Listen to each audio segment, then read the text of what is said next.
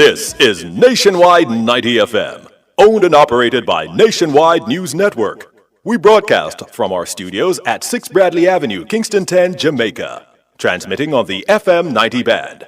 90.3 from Peters Rock in St. Andrew and Murphy Hill in St. Anne. Serving Kingston and St. Andrew, St. Catherine, St. Anne, parts of Clarendon, St. Mary, and St. Thomas. 90.5 from Huntley in Manchester, transmitting to St. Elizabeth, Westmoreland, Manchester, Clarendon, rural St. Andrew, and parts of St. Thomas. And 90.7 from Cooper's Hill in St. Andrew and Flower Hill in St. James, serving Westmoreland, Hanover, St. James, sections of Trelawney, Kingston, St. Catherine, Clarendon, St. Mary, Portland, and St. Anne. Nationwide 90 FM also broadcasts on the World Wide Web on nationwideradiojm.com and on Flow on channel 916. Nationwide 90 FM, a revolution in media. You're listening to Nationwide 90 FM. The time is 6 o'clock. From the studios of Nationwide Radio, morning radio the right way. It's Nationwide This Morning.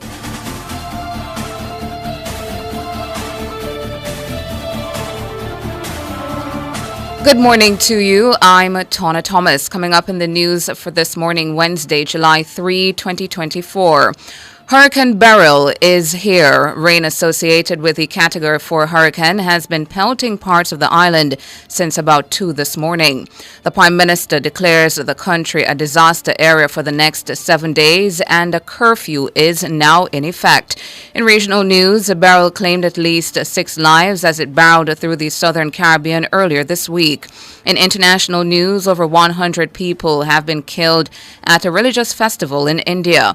In sports, Brazil and Colombia battle to a draw at the Copa America in the USA. And in business, Jamaica National says its ABM service across the island has been disrupted. The details after the break.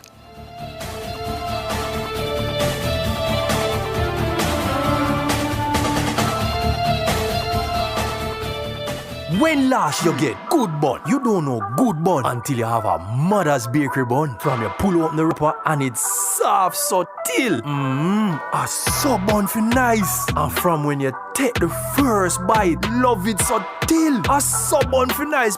Beg your piece. Get your own mother's bakery bun. I will buy one off you. Yes, but I will charge a convenience fee. I will take one. Me too. Mother's bakery buns. A sub bun for nice. Try them today. Catch the first news of the day, a comprehensive package of local, international, sports, and business news. The news at 6 on Nationwide 90 FM.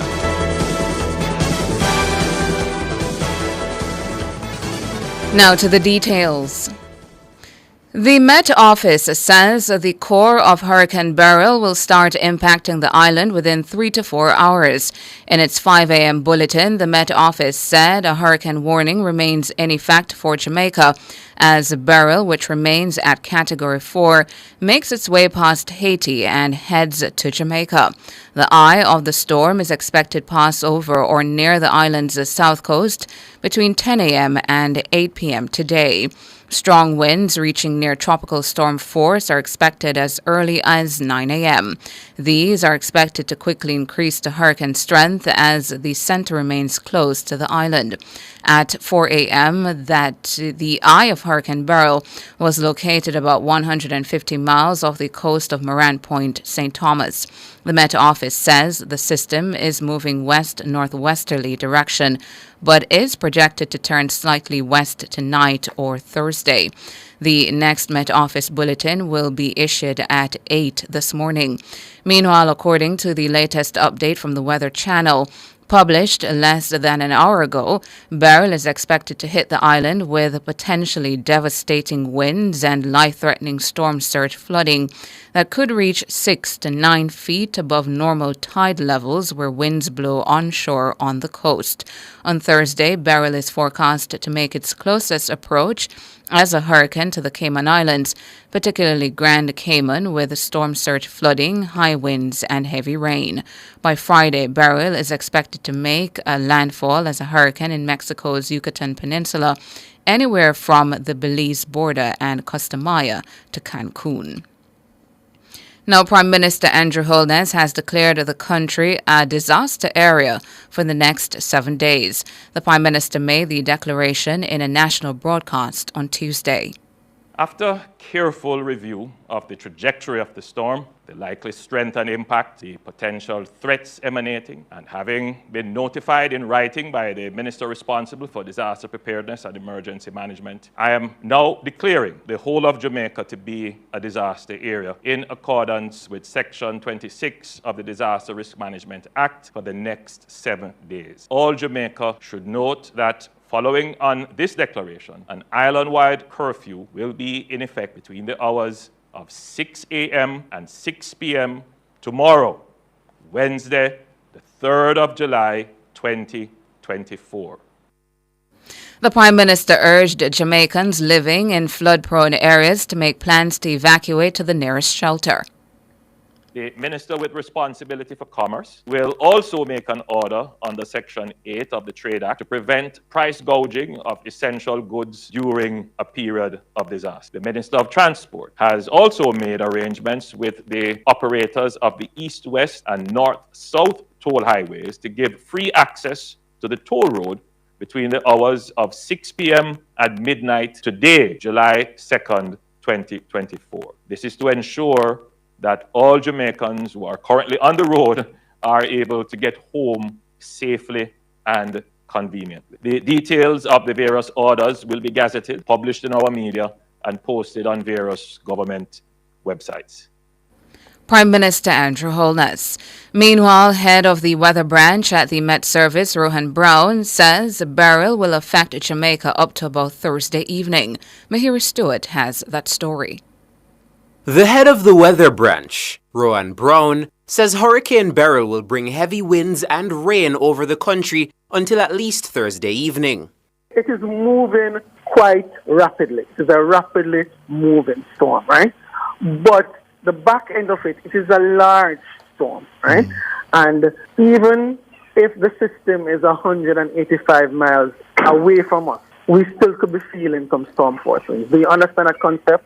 So as we continue into Wednesday, that is when we're expecting most of the activity. It should be west of us by Thursday. However, because of the large extent, even up to Thursday morning into Thursday, we could be getting some gusty winds and some rainfall as well. And therefore, it is not up till about Thursday in the evening or in the night that we could see the system giving us less activity that could be of significant concern. He says the weather conditions in the right quadrant of Hurricane Beryl pose a significant threat to Jamaica. So that area where you have the condensed eye wall, in that area, so you split it X right in the middle, and in that right quadrant is where you have the most significant rainfall and the strongest winds in the system. And also you have what are squall lines in that system, and those squall lines themselves generate additional wind. So that is a dangerous area. And let's look at the track now. On that track, if you put an X on the track line, that area will be over the Jamaica area. So again, everybody by now should have heard of all the warnings, should have already made all the preparations, and should be anchoring down for what could be a catastrophic storm. And Mr. Brown says gusts from Hurricane Beryl may be as strong as a Category 4 storm, even if the system hits Jamaica as a Category 3 cyclone. At this moment in time, it is encountering some sharing, and additional weakening is expected. So we're expecting anywhere between a 4 and a 3. So it could go down to a 3. However, you might have some gusty winds in there that could go. So if it even comes at a Cat 3, because of the wind gust, you could have gusty winds of a Cat 4 coming across us. So it could go down to a Cat 3, but because of the gust, you could have Category 4 winds across us. Mahiri Stewart for Nationwide News. Health and Wellness Minister Dr. Christopher Tufton says all public hospitals are prepared for Hurricane Beryl. The minister visited 3 major hospitals in Kingston and St. Andrew on Tuesday. Earlier this morning, I had a meeting with the emergency center of the ministry, and we communicate with all hospitals across the country. Those hospitals are ready. They have put provisions in place in terms of staffing, in terms of dietary, food both for staff and patients, in terms of water provision, in terms of generating electricity should the main power go down. And I think that for the most part, we are prepared to manage the eventualities during the storm and after the storm. According to the Health Ministry, hospitals across the island have now entered emergency mode. Just want to continue to encourage Jamaicans around some of the critical advisories from a public health standpoint. If you're a pregnant woman, mother, expectant mother, and you're within a month or so of delivery, stay close to a hospital where you can deliver if necessary, because the change in the weather pattern, the trauma around that could induce early delivery. If you are hypertensive, diabetic, any chronic illness, stock up on your medication, and NHF is allowing for medication to be dispensed with even if it's not totally due, because you should have at least a week's supply just in case we have downtime after the storm. Dr. Christopher Tufton, Health and Wellness Minister. Local Government Minister Desmond McKenzie says all municipalities have indicated that the homeless population in their area have been relocated to emergency shelters and infirmaries. All of the municipalities have already started to relocate. The KFAC spoke to me about a location. I have said to them, go ahead, they can. Mayor has been moving on that. It is intended to house over some 250 plus what is at the Desmond McKenzie Center and what is at the Maria King Center. And right across the island, the municipalities have already started to move the homeless population into shelters, into the infirmaries. We are relocating 3 infirmaries that are in close proximity to the sea, the one in Lucy, the one in Trelawney, and the one in St. Anne. All those infirmaries with the residents will be relocated to new locations and the homeless population. Minister McKenzie was speaking on Nationwide at 5 on Tuesday. He's urging Jamaicans to contact the ministry once homeless people have been found on the street during the passage of Hurricane Beryl. We have also created a hotline number for the homeless where persons can call to give us information on the homeless population, and that number is 967-3329. So persons can call us if they see persons wandering out there on the street. They can call this hotline and we will respond by having someone go to pick them up. And one of the good things that we have noticed, and we got that report, is that a number of families of some of the homeless persons have come to collect them and have taken them off the street. Desmond McKenzie, Local Government Minister. The Ministry of Tourism says it has activated the Tourism Emergency Operations Center in preparation for the passage of Hurricane Beryl.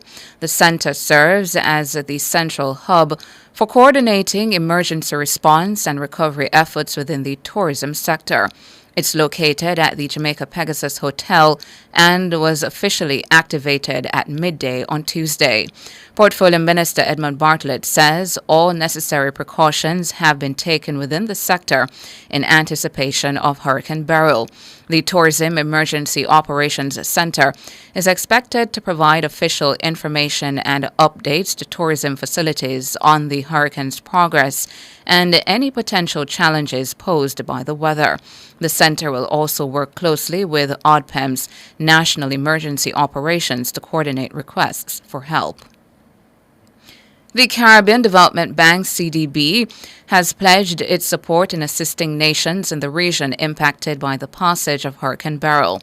In a statement on Tuesday, the CDB says it's deeply saddened by the damage and devastation experienced by several territories due to the passing of the storm. It says the widespread damage underscores the extreme vulnerability of the region and highlights the increasing threat posed by climate change. The bank says it's resolute in its commitment to supporting the affected territories. The CDB says its team is actively coordinating a comprehensive, multi-tiered response to meet immediate, medium, medium, and long-term needs. By way of immediate action, CDB says it is providing its customary support for the Regional Response Mechanism to be spearheaded by the Caribbean Disaster Emergency Management Agency, SEDEMA. This includes mobilization and coordination of disaster relief to get necessities, resources, and assistance to the affected areas as quickly as possible. Now, Prime Minister of St. Vincent and the Grenadines, Dr. Ralph Gonsalves, is urging Jamaicans to take heed of the warnings about Hurricane Beryl.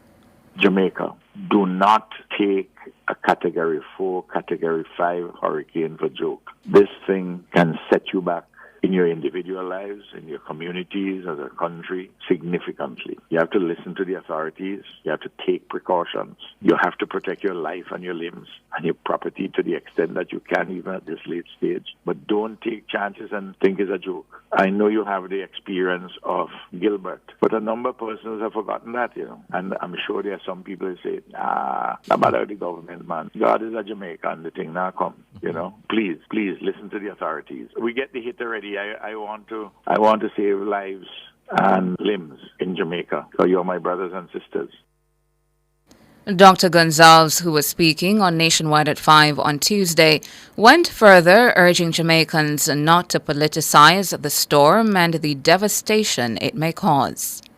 When Beryl is moving, he's not interested in JLP, PNP, or no P. Absolutely. So Absolutely. I'm talking here like a patriarch, my brother.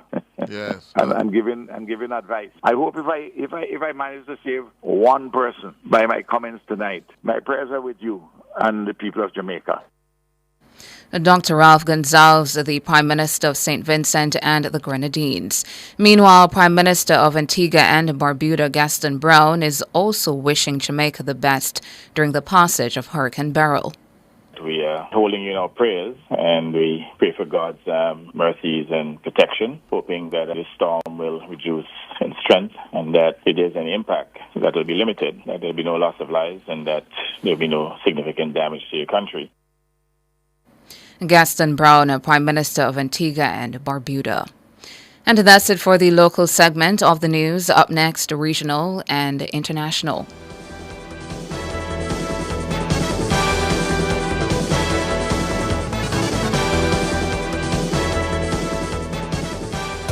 Your food tastes the best, it's true. And your food brings the best out of you. Tasty meals packed with style, satisfying, makes you smile. Cream rises to the top, it's true. Your Foods, sour cream and cream cheese spreads in supermarkets island-wide. Make your best even better. Is there a small business person in your community making a big difference? Do they inspire you and others? How are they helping? Let the Supreme Ventures Foundation know who is your Supreme Community Hero. Nominate yours and we will select 5 community-based businesses to receive a grant to invest in their business and in the community, plus entrepreneurial training. So, who is your Supreme Community Hero? Visit sv-foundation.com to nominate your Supreme Community Hero now. Nominations close July 26.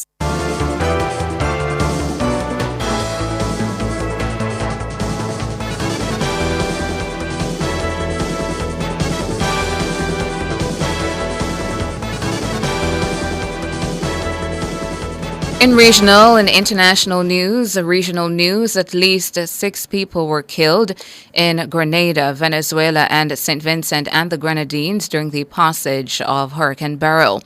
3 people were reportedly killed in Grenada and Carriacou, and another in St. Vincent and the Grenadines. 2 other deaths were reported in northern Venezuela, where 5 people are missing. About 25,000 people in that area also were affected by heavy rainfall from Beryl. Meanwhile, as Grenada and St. Vincent and the Grenadines continue to grapple with the aftermath of Hurricane Beryl, many nations, organizations, and charities have pledged their resources to help wherever possible. In Trinidad and Tobago, a large fishing vessel owned by island hoppers is planning to deliver relief goods to Carriacou. In international news now, one day after 121 people were crushed to death At a religious event in the northern Indian state of Uttar Pradesh, families of some of the victims are still searching for their loved ones. The incident took place during a satsang, a Hindu religious festival, organized by a self-styled preacher called Bol Bava. Police say massive overcrowding at the venue in Hathras district led to Tuesday's crush. It's one of the worst such tragedies for many years in India, where accidents involving large crowds are often blamed on lax safety measures and crowd management. On Wednesday, a large number of policemen were present as politicians visited the site to find out how the tragedy unfolded. And that's it for regional and international. Up next, sports.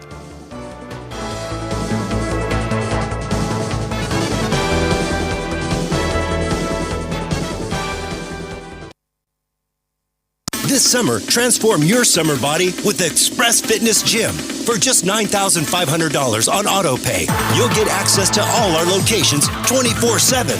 Enjoy free classes, fully air-conditioned facilities, showers, and changing rooms. Plus, our certified trainers are here to help you reach your goals. Visit Express Fitness Gym today.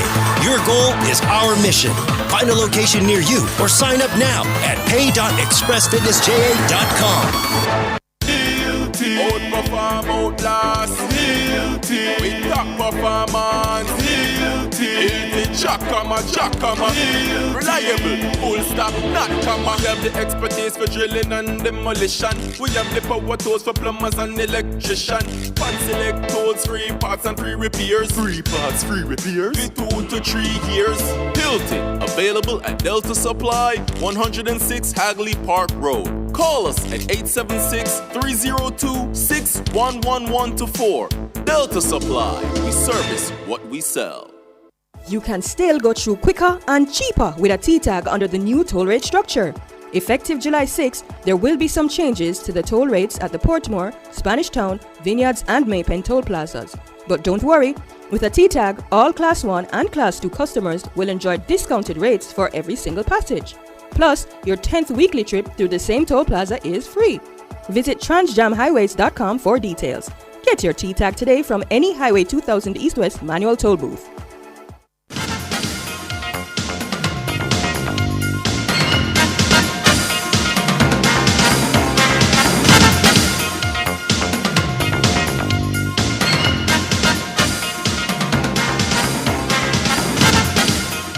In your morning sports report, 9-time champions Brazil and Colombia played out a 1-1 draw at the Copa America tournament in California on Tuesday. The Brazilians had to settle for second in their group, with Colombia advancing as group winners. Rafina gave Brazil the lead, but Daniel Munoz equalized on the stroke of halftime for Colombia. In the last preliminary game of the tournament, Costa Rica beat Paraguay 2-1 to finish third in the group. Brazil will now face Uruguay in the last 8, while Colombia tackles Panama. Champions Argentina are up against Ecuador, and Venezuela tackle Canada in the other quarterfinal ties. 4-time NBA All-Star guard and former UConn star Kemba Walker says he's retiring.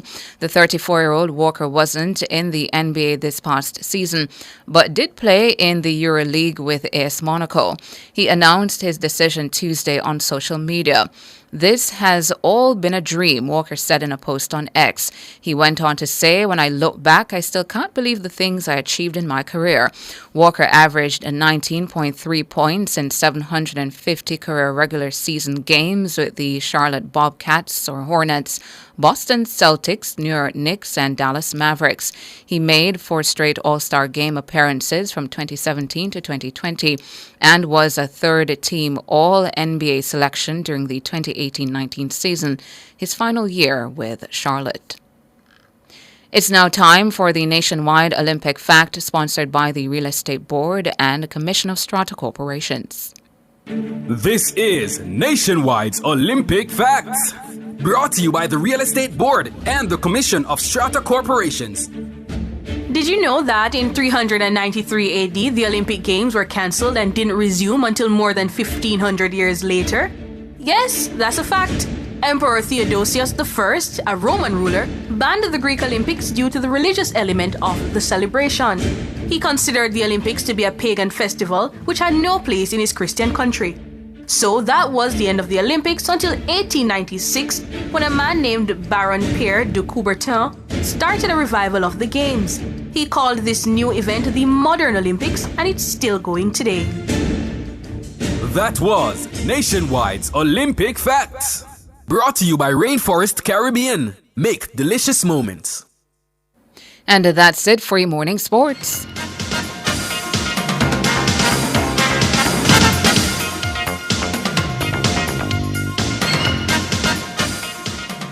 This is a health advisory for persons with chronic illnesses from the Ministry of Health and Wellness. As Jamaica continues to prepare for inclement weather associated with Hurricane Beryl, the Ministry of Health and Wellness is advising persons with chronic illnesses such as diabetes, high blood pressure, heart disease, and asthma to ensure that you have adequate supply of medication. If you must evacuate your homes, ensure that you take your medications with you to the place of shelter and continue to take them as prescribed by your doctor while away from home. That was a health advisory for persons with chronic illnesses from the Ministry of Health and Wellness. Guardian Group, Guardian Life Limited, and Guardian General Jamaica wishes to advise all valued customers that due to the pending inclement weather associated with Hurricane Beryl, their offices will be closed as follows: Tuesday, July 2, 2024 from 12 noon, and Wednesday, July 3, 2024 all day. Customers are encouraged to take advantage of their online facilities via myguardiangroup.com to transact business. Guardian Group encourages everyone to be vigilant and take all the necessary precautions to ensure your safety and that of your loved ones.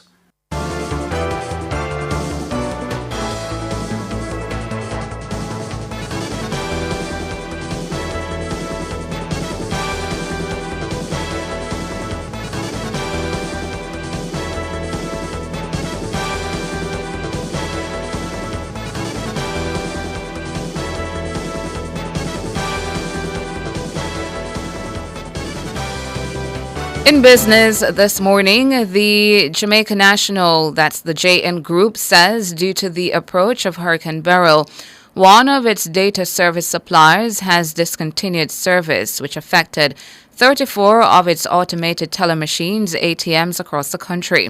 The machines affected include its ATM in Crossroads, Augustown, Vineyard Town, Harborview, Portmore, Ligony, Orocabessa, Buff Bay, Clarendon Park, Maypen, Port Antonio, Negril, and Old Harbor. JN says it's in communication with the data provider to restore service as soon as possible after the passage of the hurricane. Overseas, Google's greenhouse gas emissions in 2023 were 48% higher than in 2019. That's according to its latest environmental report. The tech giant puts it down to the increasing amounts of energy needed by its data centers, exacerbated by the explosive growth of artificial intelligence, AI. AI-powered services involve considerably more computer power and so electricity than standard online activity, prompting a series of warnings about the technology's environmental impact. Google's target is to reach net zero emissions by 2030, but it admits that as it further integrates AI into its products, reducing emissions may be challenging. Finally now, in foreign exchange trading this morning, the Jamaican dollar has lost 12 cents and will open trading today, selling for an average $157.30 against the benchmark U.S. dollar. The Jamaican dollar has lost $2.86 and will open trading this morning, selling for an average $117.88 against the Canadian. And finally, the Jamaican has gained $1.54 and will open trading today, selling for an average $197.30 against the British pound. That's it for business this morning.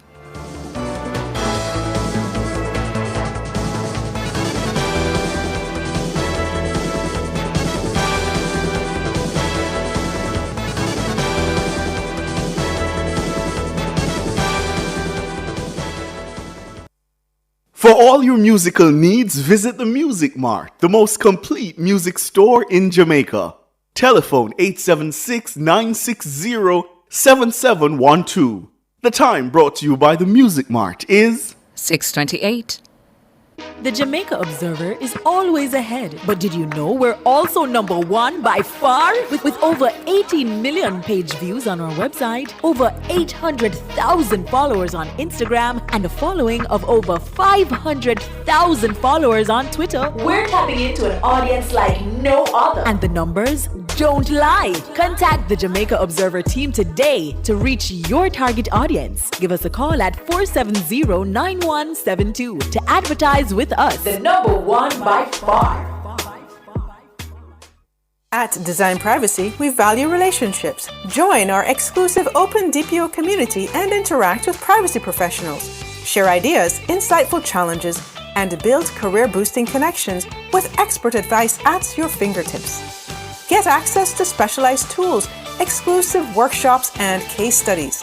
Enjoy unparalleled networking. Join Design Privacy's open DPO community to expand your expertise and excel in your career. Visit opendpocommunity.com today and take your data privacy skills to the next level. Me know me did a clown you about getting hurricane ready and everything. But yesterday, my member said the last hurricane we come, we did have a whole heap of problem because we never prepare or listen to your safety advice. It's a shame, so you have to learn your lesson. But 3 things you can do this time is 1. Have a licensed electrician, check the wiring to ensure them fine. 2. Trim trees near power lines and remove danger trees that could fall on lines. But call JPS if your trees are already touching the power lines, okay? And 3, make sure that everybody know where the circuit breaker is in case you don't need to turn off the power. Alright. Me go try do them here this time. And me will stay inside if one come. Me member say one zinc flyer almost chop me last hurricane. Yes, and turn off and plug out all electronics and appliances, especially if there is lightning. Me go deal with it, man. JPS, powering what matters. The Jamaica Customs Agency is advising that the safety of our staff, customers, and other stakeholders remains our priority as we encounter the weather system, Beryl. We urge you to keep abreast on the latest advisories issued by the relevant government authority and encourage you to stay tuned to this station for updates from the JCA regarding our operations at the sea and airports and our head and corporate offices. You may also follow us on YouTube, LinkedIn, Instagram, and Facebook at Jamaica Customs Agency and at X at Jamaica Customs for official customs-related information. Your safety and ours remains a priority. Jamaica Customs, keeping our customers in focus.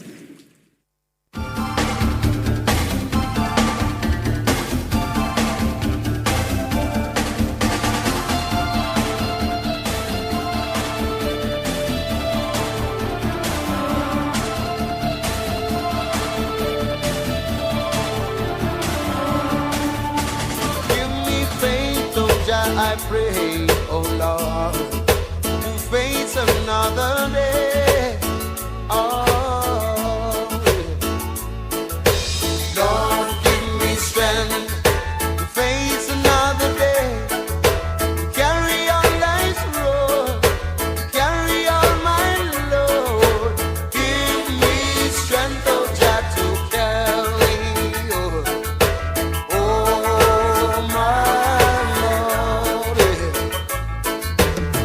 Alpha and Omega,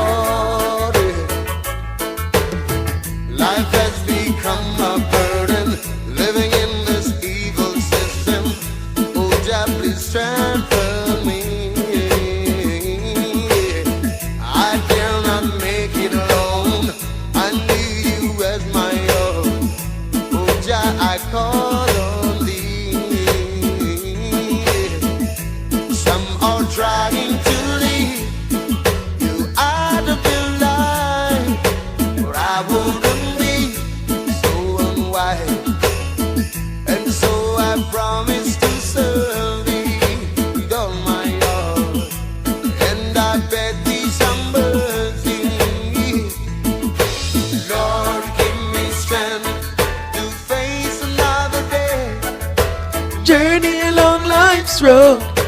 Carry on my load. Good morning to Tona Thomas right now. And Jermaine King. I like it. Yeah, it worked. I catch the flow, man. You surely did. Good morning to you. Good morning to you. You're tuned in to Nationwide this morning. NTM, very happy to have you this morning. If I wasn't happy to have you any other morning, happy to have you this morning. It is Wednesday, July 3, 2024, and the outer bands of Beryl already being felt in sections of the island. George, I woke up sometime after 12 this morning. It was raining where I live, and then back up to get ready for work at 4, and it was raining again. Traveling into work this morning, it was a ghost town, basically. Like 1 or 2 vehicles. I was happy that I didn't see any homeless people on the streets either. I normally see a couple of them. I didn't see any of them this morning. I'm not sure if it is that they were already taken into a facility provided for by the local government ministry, and if the municipality has already done what it needs to do. But I didn't see any of them, and I'm happy about that. Robert Hill, the CEO of the Kingston and St. Andrew Municipal Corporation, told me this week that there are about 1,000 homeless people in the corporate area. Mm-hmm. And he said that the relief officers were tasked from about Monday to go find them, direct them to here and there and here. Mm-hmm. So he says that they were well into that process when we spoke on Monday.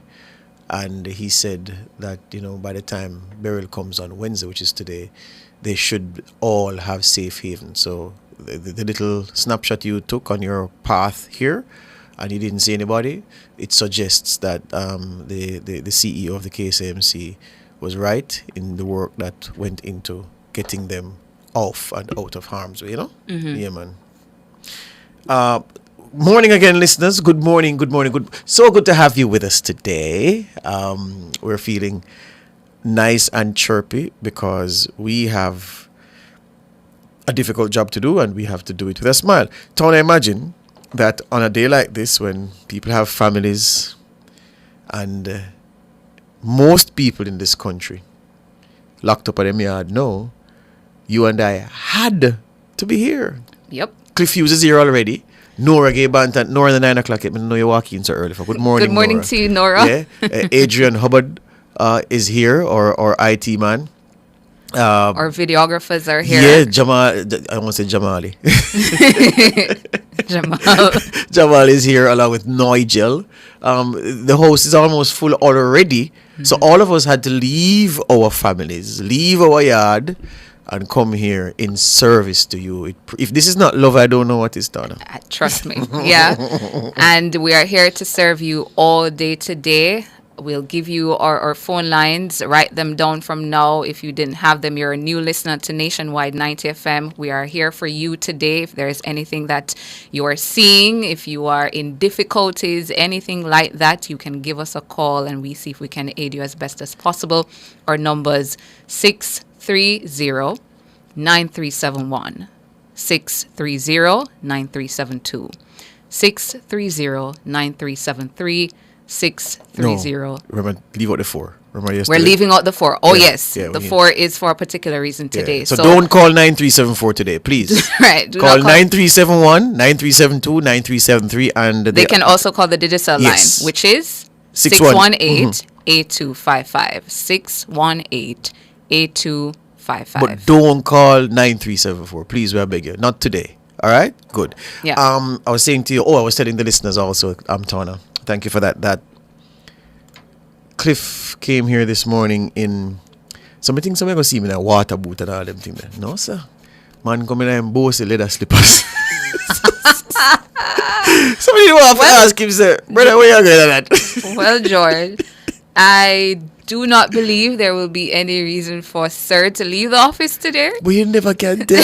You never can tell. But just in case, we have water boots. Yeah, but we have water boots stock. for stone. Well, people don't stone dog anymore. But you understand? Yeah, You know, so we have just in everything. case he needs one, he'll be able to get one. Yeah, so I said, then the boots and slippers, they come here now, brother. Yeah, so, Yeah. but, yeah.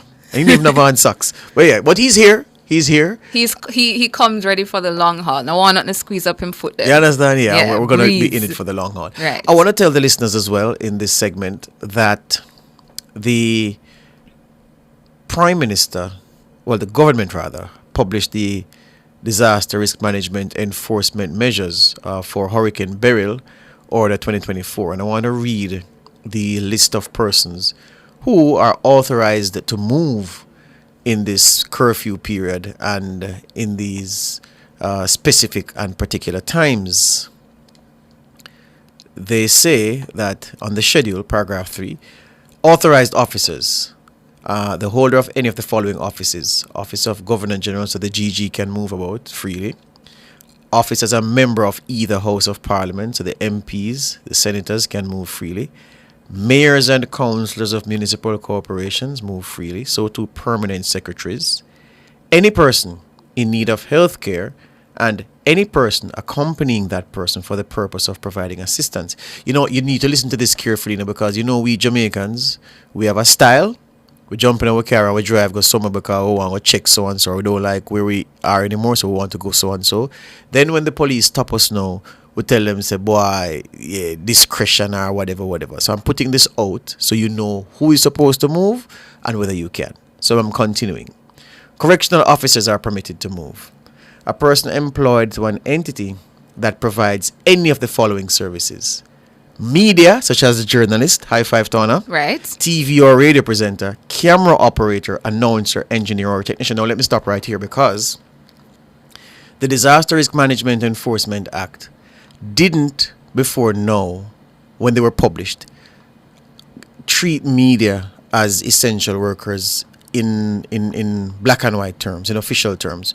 We always knew we were, so media always was out and about during times of disaster, and nobody really batted an eyelid. However, during COVID, the fact of it not being in black and white caused a problem.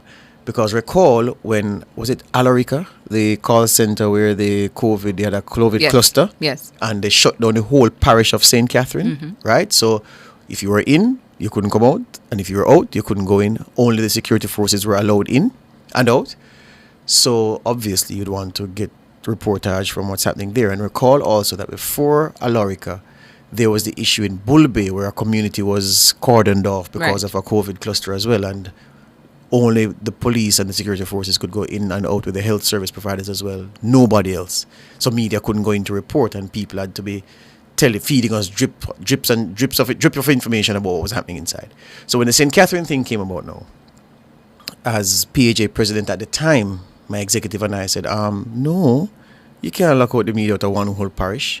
And they said, yes, but you're not essential workers. This is not written anywhere, even though the accepted custom is that we were.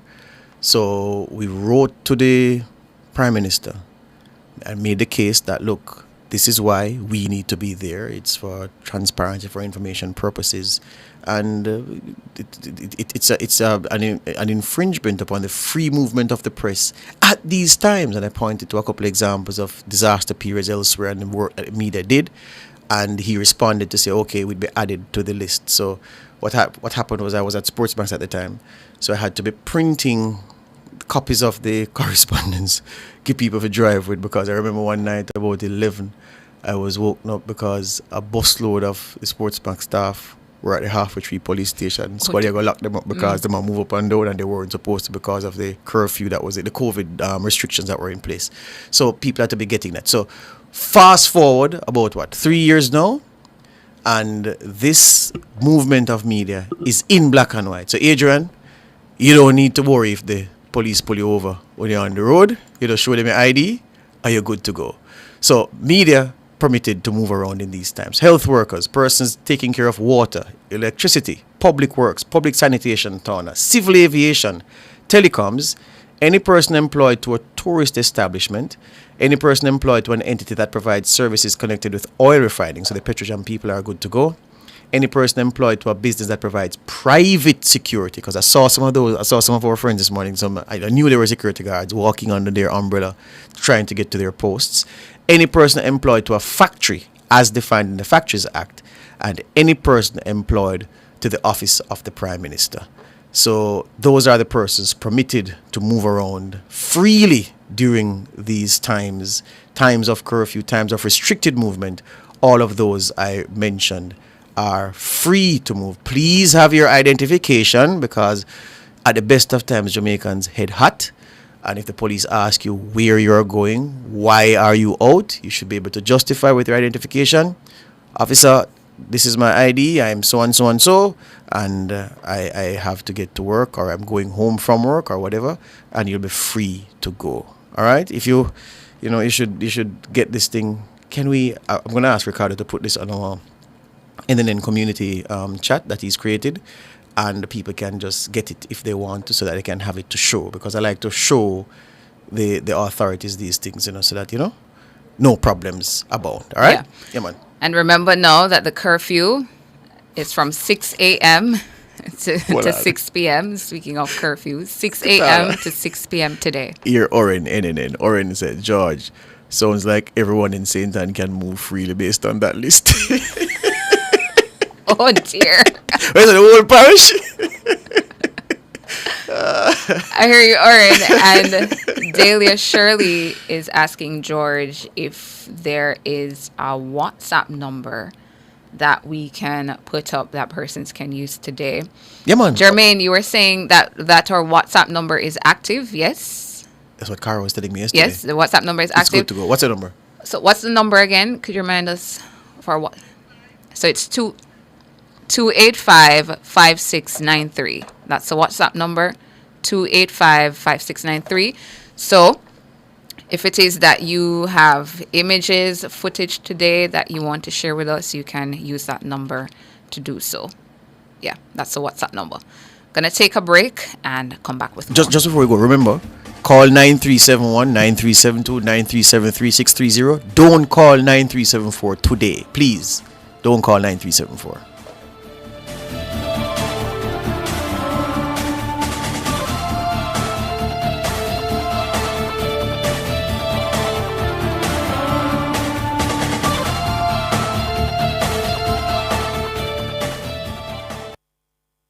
It's This Morning on Nationwide 90 FM. The time is 6:47. JANAC Global Accreditation, promoting consumer confidence, facilitating market access through internationally accepted accreditation and training services. Accreditation, your visa for global access. Accredited once, accepted everywhere. Call JANAC Global Accreditation at 876-968-7790 or visit our website at www.janaac.gov.jm. For all your electrical needs, visit ABC Electrical Sales. They stock a wide variety of electrical supplies, including plugs, switches, panel boards, and conduits, plus energy-saving fixtures. ABC Electrical Sales stocks brands like GE, Siemens, Philips, Cutler Hammer, and Allen Bradley. They also offer free island-wide delivery just to suit your needs. Visit them at Shop 8, Hagley Park Plaza, Kingston 10, or call 876-754-3714-5 or 876-754-3825-8. ABC Electrical Sales, for a better choice in the electrical business. Street Smart and the JUTC Morning Commute is brought to you by JUTC, your route to excellence.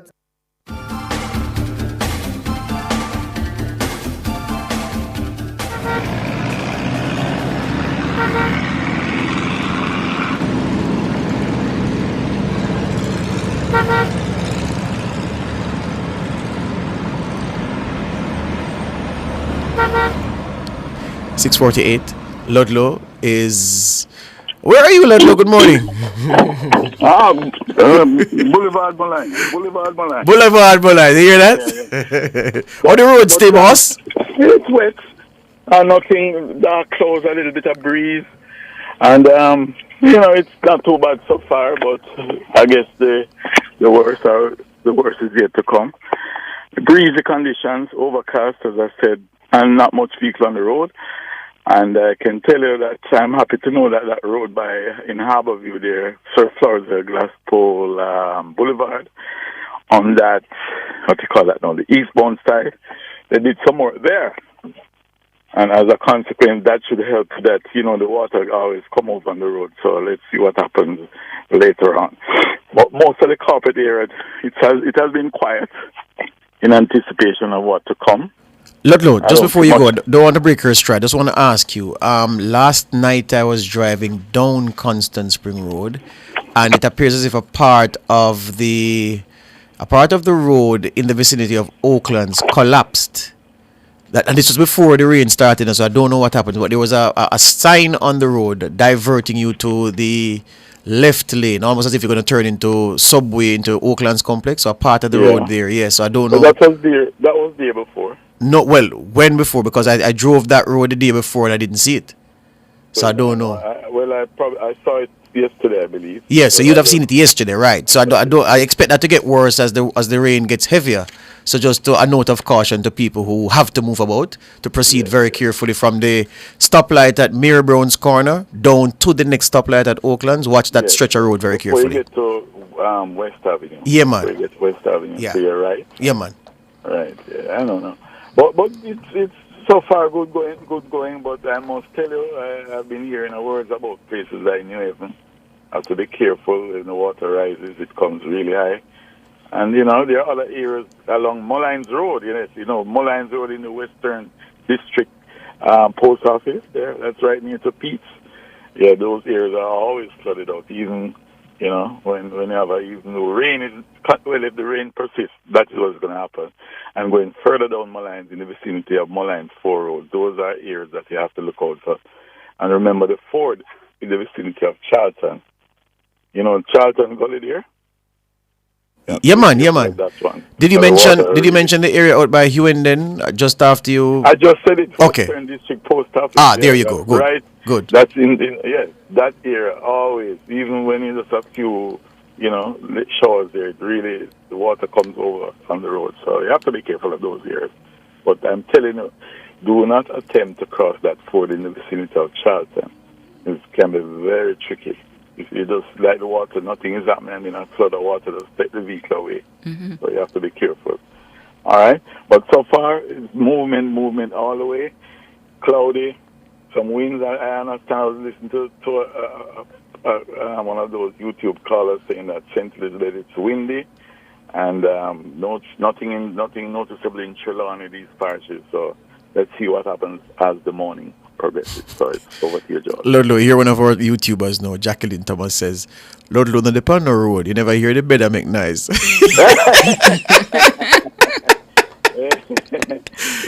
hear that? Yeah, there you go. All right, my boss, respect. All right. After cool. 7, Ludlow McLean there with Street Smart. So, Jackie, hold that. All right. After the break, after this, the word of the day.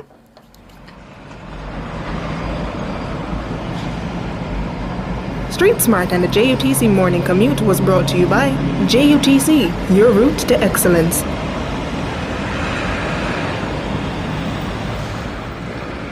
The word of the day, a suitable one, I think. It's spelled CHOCKABLOCK. Spelled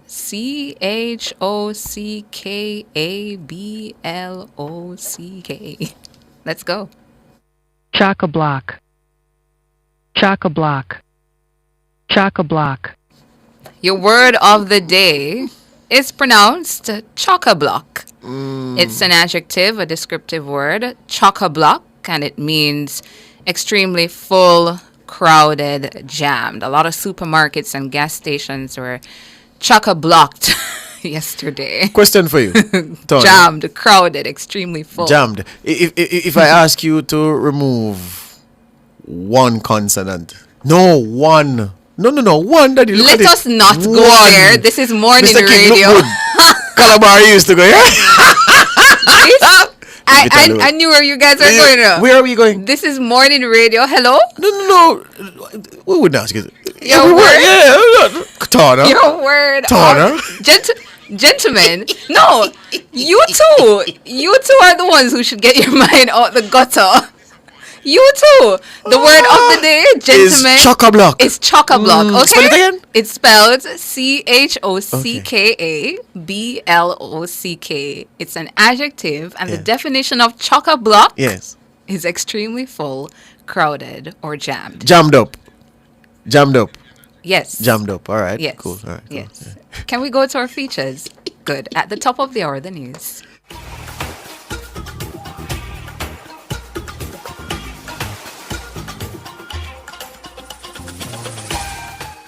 This week on Pets World, we will assess some tips for persons who may be considering getting a pet fish. From their brightly colored, shiny scales to their relatively easy care, aquarium fish are popular as pets. Fish are great pets for people with pet allergies and have shown to produce calming effects and to reduce stress among people who keep them. Are fish really a low-maintenance pet?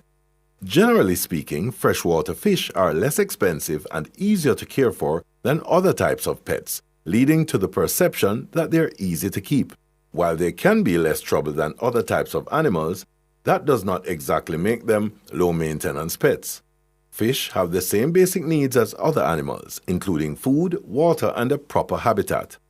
However, since they live in completely different environments than humans and other mammals, they are dependent on us to provide everything they need to live happily. Whereas dogs and cats won't die if they are not washed regularly, regular aquarium cleanings are a must for keeping a healthy fish. Once you decide what type of fish to get, you can determine which aquarium will be most appropriate for you and what type of maintenance it requires. How often do fish need to be fed? Fish don't have stomachs, so they never know when to stop eating. When feeding your fish, only feed it as much as it will eat in 2 or 3 minutes once or twice per day. Some types of fish, like goldfish, should only be fed as much as they can eat in 1 minute, while other types have different requirements. Overfeeding is one of the most common mistakes fish owners make.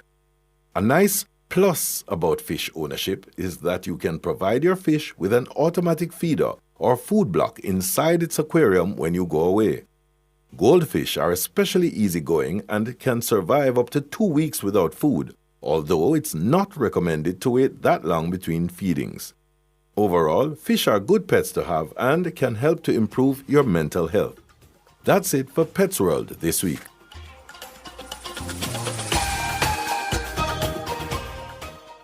Fearless and fair, nationwide 90 FM. How great a communicator are you? Let's call this session Communication Etiquette. Hi, I'm Tana, and this is your Lifestyle Pages. It's sometimes not what you say, but how you say that counts. You must maintain professional communication when interacting with colleagues. So, return phone calls and emails within 24 hours, even if only to say that you will provide the requested information at a later date. You must ask before putting someone on speakerphone. Try personalizing your voicemail. There's nothing worse than just hearing a phone number or someone's voicemail and not knowing if you're leaving a message with the correct person. People may not even leave messages. Your work-related emails should be grammatically correct and free of spelling errors. They should not be treated like personal emails. When emailing, use the subject box and make sure it directly relates to what you're writing about. This ensures ease with finding it later and a potentially faster response. Never say in an email anything you wouldn't say to someone's face. Underlining, italicizing, bolding, coloring, and changing font size make a mild message seem overly strong or aggressive. Let's improve our communication today. That was your Lifestyle Pages. I'm Tana.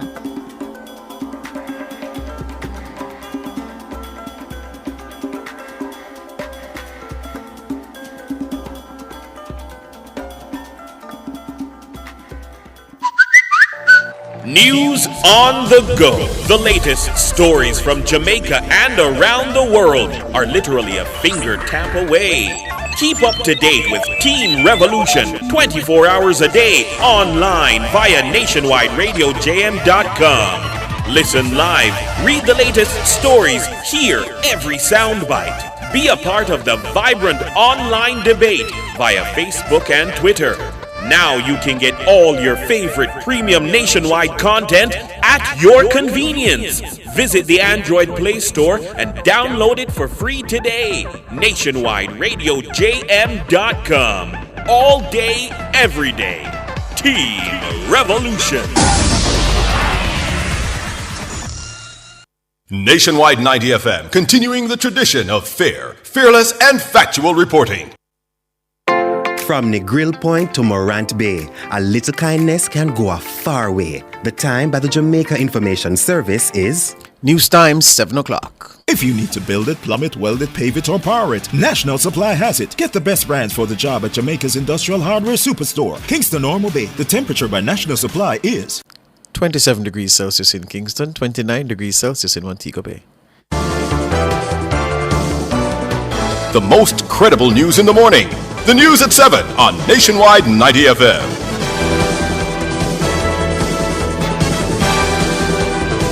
Coming up in the news this morning, Wednesday, July 3, 2024, Hurricane Beryl is here. Rain associated with the Category 4 hurricane has been pelting parts of the island since about 2 this morning. The Prime Minister declares the country a disaster area for the next 7 days. And in international news, over 100 people are killed at religious festival in India.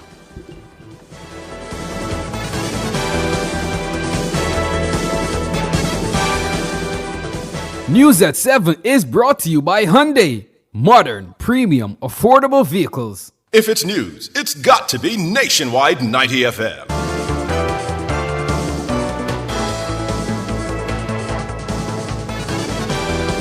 Now to the details. The Met Service says the core of Hurricane Beryl will start impacting the island within 3 to 4 hours. In its 5 a.m. bulletin, the Met Service said a hurricane warning remains in effect for Jamaica as Beryl, which remains at Category 4, makes its way past Haiti and heads to Jamaica. The eye of the storm is set to pass over or near the island's south coast between 10 a.m. and 8 p.m. Strong winds reaching near tropical storm force are expected as early as 9 a.m. These are expected to quickly increase to hurricane strength as the center remains close to the island. At 4 a.m., the eye of Hurricane Beryl was located about 150 miles off the coast of Morant Point in St. Thomas. The Met Service says the system is moving west to northwesterly but is projected to turn slightly west tonight or Thursday. The next Met Service bulletin will be issued at 8 a.m. Meanwhile, according to the latest update from the Weather Channel, published at about 6 a.m., Beryl is set to hit the island with potentially devastating winds and life-threatening storm surge flooding that could reach 6 to 9 feet above normal tide levels where winds blow onshore on the coast. On Thursday, Beryl is forecast to make its closest approach as a hurricane to the Cayman Islands, particularly Grand Cayman, with storm surge flooding, high winds, and heavy rain. By Friday, Beryl is set to make a landfall as a hurricane in Mexico's Yucatan Peninsula, anywhere from the Belize border and Costa Maya to Cancun. Prime Minister Andrew Holness has declared the country a disaster area for the next 7 days. The Prime Minister made the declaration in the national broadcast on Tuesday. After careful review of the trajectory of the storm, the likely strength and impact, the potential threats emanating, and having been notified in writing by the Minister responsible for disaster preparedness and emergency management, I am now declaring the whole of Jamaica to be a disaster area in accordance with Section 26 of the Disaster Risk Management Act for the next 7 days. All Jamaica should note that following on this declaration, an island-wide curfew will be in effect between the hours of 6 a.m. and 6 p.m. tomorrow, Wednesday, the 3rd of July, 2024. The Prime Minister urged the Jamaicans living in flood-prone areas to make plans to evacuate to the nearest shelter. The Minister with responsibility for commerce will also make an order under Section 8 of the Trade Act to prevent price gouging of essential goods during a period of disaster. The Minister of Transport has also made arrangements with the operators of the east-west and north-south toll highways to give free access to the toll road between the hours of 6 p.m. and midnight today, July 2nd, 2024. This is to ensure that all Jamaicans who are currently on the road are able to get home safely and conveniently. The details of the various orders will be gazetted, published in our media, and posted on various government websites. Prime Minister Andrew Holness. Meanwhile, head of the weather branch at the Met Service, Rohan Brown, says Beryl will affect Jamaica up to about Thursday evening. Mahiri Stewart has that story. The head of the weather branch, Rohan Brown, says Hurricane Beryl will bring heavy winds and rain over the country until at least Thursday evening. It is moving quite rapidly. It is a rapidly moving storm, right? But the back end of it is a large storm, right? And even if the system is 185 miles away from us, we still could be feeling some storm force winds. Do you understand that concept? So as we continue into Wednesday, that is when we're expecting most of the activity. It should be west of us by Thursday. However, because of the large extent, even up to Thursday morning into Thursday, we could be getting some gusty winds and some rainfall as well. And therefore, it is not up till about Thursday in the evening or in the night that we could see the system giving us less activity that could be of significant concern. He says the weather conditions in the right quadrant of Hurricane Beryl pose a significant threat to Jamaica. So that area where you have the condensed eye wall, in that area, so you split it X right in the middle, and in that right quadrant is where you have the most significant rainfall and the strongest winds in the system. And also you have what are squall lines in that system, and those squall lines themselves generate additional wind. So that is a dangerous area. And let's look at the track now. On that track, if you put an X on the track line, that area will be over the Jamaica area. So again, everybody by now should have heard of all the warnings, should have already made all the preparations, and should be anchoring down for what could be a catastrophic storm. And Mr. Brown says gusts from Hurricane Beryl may be as strong as a Category 4 storm, even if the system hits Jamaica as a Category 3 cyclone. At this moment in time, it is encountering some sharing, and additional weakening is expected. So we're expecting anywhere between a 4 and a 3. So it could go down to a 3. However, you might have some gusty winds in there that could go. So if it even comes at a Cat 3, because of the wind gust, you could have gusty winds of a Cat 4 coming across us. So it could go down to a Cat 3, but because of the gust, you could have Category 4 winds across us. Mahiri Stewart for Nationwide News. The Minister of Health and Wellness, Dr. Chris Tufton, says all public hospitals are prepared for Beryl. The minister visited 3 major hospitals in Kingston and St. Andrew on Tuesday. Earlier this morning, I had a meeting with the emergency center of the ministry, and we communicate with all hospitals across the country. Those hospitals are ready. They have put provisions in place in terms of staffing, in terms of dietary, food both for staff and patients, in terms of water provision, in terms of generating electricity should the main power go down. And I think that for the most part, we are prepared to manage the eventualities during the storm and after the storm. According to Dr. Tufton, hospitals across the island have now entered emergency mode. Just want to continue to encourage Jamaicans around some of the critical advisories from a public health standpoint. If you're a pregnant woman, mother, expectant mother, and you're within a month or so of delivery, stay close to a hospital where you can deliver if necessary, because the change in the weather pattern, the trauma around that could induce early delivery. If you are hypertensive, diabetic, any chronic illness, stock up on your medication, and NHF is allowing for medication to be dispensed with even if it's not totally due, because you should have at least a week's supply just in case we have downtime after the storm. That's Dr. Chris Tufton, the Minister of Health and Wellness. Meanwhile, the ministry advised this morning that all health centres have been closed for the day.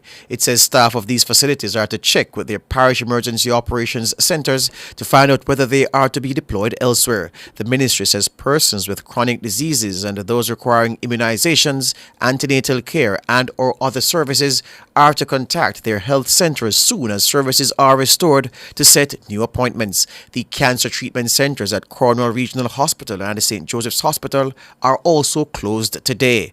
However, all public hospitals remain open for emergency cases and deliveries. The ministry says every effort is being made to restore services in the shortest possible time. It says persons with questions or concerns may contact the Emergency Operations Centre in their parish. And the head of the Met Service, Evan Thompson, has released a statement to the media this morning providing the latest update on the track of Hurricane Beryl. Evan Thompson here, Principal Director of the Meteorological Services Branch of the Ministry of Economic Growth and Job Creation. Today is Wednesday, July 3, 2024, and we continue to watch Hurricane Beryl as it moves closer and closer to the island of Jamaica. Now that system is still a Category 4 hurricane. It is now moving past the southwestern point of Haiti and moving closer to the southeastern part of Jamaica. It is expected to be close to the coast before 10 o'clock. That's the center of the system, the eye of the hurricane, close to the coast before 10 o'clock this morning, and it will continue mainly along the coastline from east to west across Jamaica. And it will depart around about 8 p.m. today. Now, we are expecting that we will start to feel the impacts from the core of this hurricane anytime after 8 o'clock this morning. Of course, some of us would have already started to experience some of the rainfall coming with the outer bands of the system during the course of the night or early during the morning today, and this will now be concentrated in the core of this system as we go through the day today. Hurricane Beryl is still a dangerous hurricane, continuing to move toward the west at approximately 20 miles per hour or 35 kilometers per hour. And we continue to watch for the kinds of impacts that we will have across the island of Jamaica. Rainfall is expected to reach all the way up to about 8 inches or 200 millimeters during the course of the day. We are expecting winds to start out at close to storm force around about 8 o'clock this morning, but then increasing in strength to hurricane force as we go through the day today. Of course, there is also the battering waves that come in with the storm surge. That is also expected during the course of the day, and that will affect coastal areas going right through Wednesday. That's Evan Thompson, the head of the Met Service. Meanwhile, the local government minister Desmond McKenzie says all municipalities have indicated that the homeless population in their area has been relocated to emergency shelters and infirmaries. All of the municipalities have already started to relocate. The KFAC spoke to me about a location. I have said to them, go ahead, they can. Ministry has been moving on that. It is intended to house over some 250 plus what is at the Desmond McKenzie Center and what is at the Mary Atkins Center. And right across the island, the municipalities have already started to move the homeless population into shelters, into the infirmaries. We are relocating 3 infirmaries that are in close proximity to the sea, the one in Lucy, the one in Trelawney, and the one in St. Anne. All those infirmaries with the residents will be relocated to new locations and the homeless population. Minister McKenzie was speaking on Nationwide at 5 on Tuesday. He's urging Jamaicans to contact the ministry once a homeless person has been found on the street during the passage of Beryl. We have also created a hotline number for the homeless where persons can call to give us information on the homeless population, and that number is 967-3329. So persons can call us if they see persons wandering out there on the street. They can call this hotline and we will respond by having someone go to pick pick them up. And one of the good things that we have noticed, and we got that report, is that a number of families of some of the homeless persons have come to collect them and have taken them off the street. That's Desmond McKenzie, the local government minister. The mayor of Maypen, Joel Williams, says it has been a challenge convincing some Clarendon residents to use storm shelters. Speaking Tuesday on Nationwide at 5, Mayor Williams says his municipal corporation has done extra preparation in areas expected to be worst affected, including Rocky Point. Brought in beddings, cots and so forth, and other supply will be going in later on this evening. So yes, we're But are you urging the residents that they perhaps should consider moving to the shelters? Because Indeed, based all on of that was done earlier today by the police. We had the town cry in there. But those are those two areas are areas with persons who sometimes you find they are very difficult to move. Difficult by them not, want to move as they want to leave their belonging behind. But we're trying our best to make sure that they understand clearly that this hurricane that is coming is not one to play with, and so they should move. Joel Williams, the mayor of Maypen. And the mayor of St. Anne's Bay, Michael Belnavis, says all shelters in his municipal corporation are ready for Beryl. So we're moving now towards the people in St. Anne. So all 85 shelters are open. And we start by this evening, people are encouraged to move in, like St. Anne's Bay Primary School, Ocherous Primary School, and so on, right throughout the entire parish. Most of the schools are being used as shelters. So we have moved in all the necessary shelter items, cots, blankets, food, things of that nature, water, and things like that. Because we have a water commission go through and fill the tanks of the schools. So in other words, we have the system is in place. Michael Belnavis, the mayor of St. Anne's Bay. Overseas news now. One day after 121 people were crushed to death at a religious event in the North Indian state of Uttar Pradesh, families of some of the victims are still searching for their loved ones. The incident occurred during a satsang, a Hindu religious festival organized by a self-styled preacher called Bole Baba.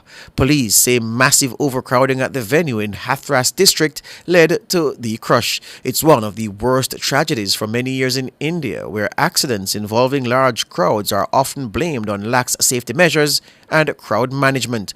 On Wednesday, a large number of policemen were present as politicians visited the site to find out how the tragedy unfolded. That's the news.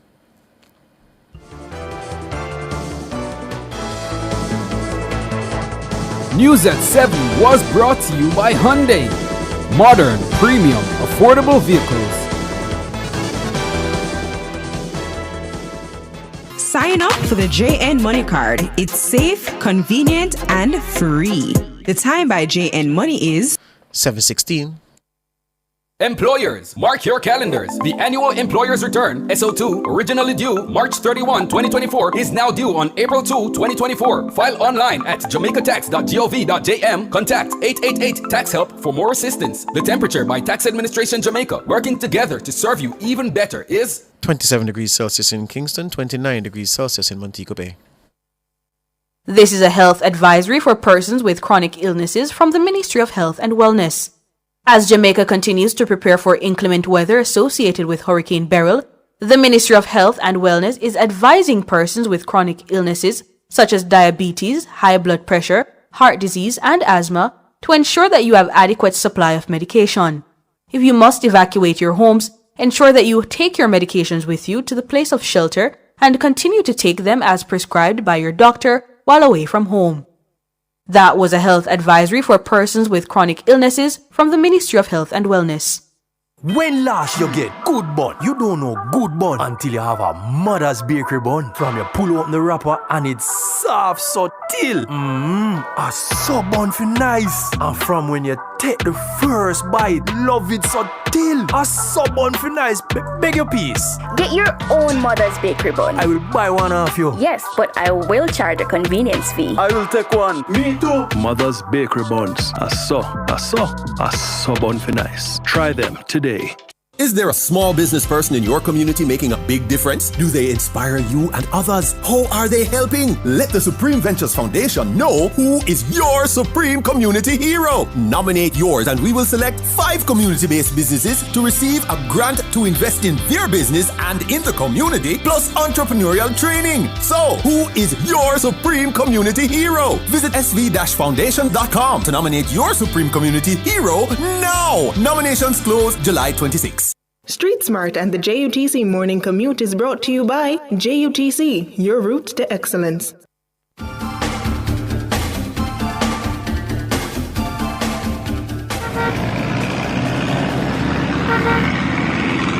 719, one of the hardest working men in show business, Ludlow McLean, is out on the streets. Ludlow, what's the latest?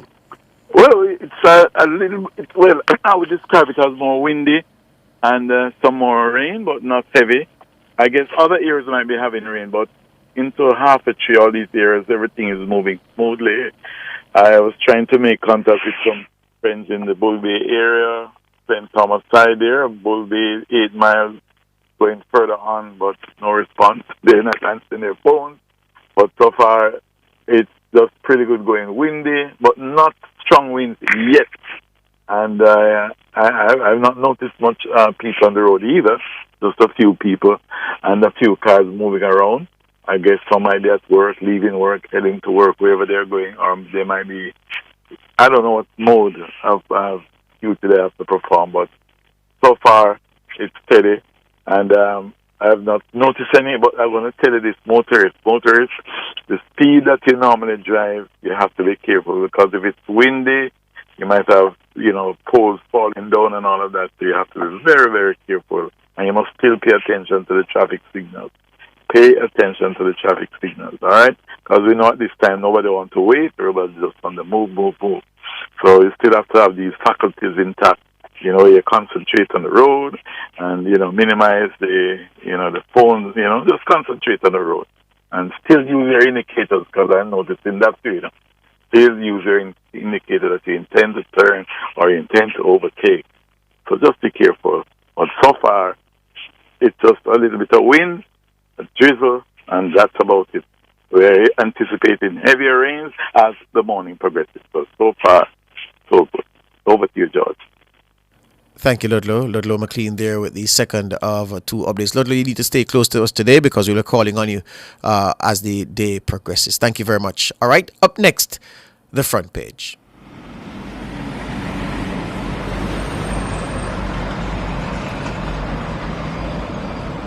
Street Smart and the JUTC Morning Commute was brought to you by JUTC, your route to excellence.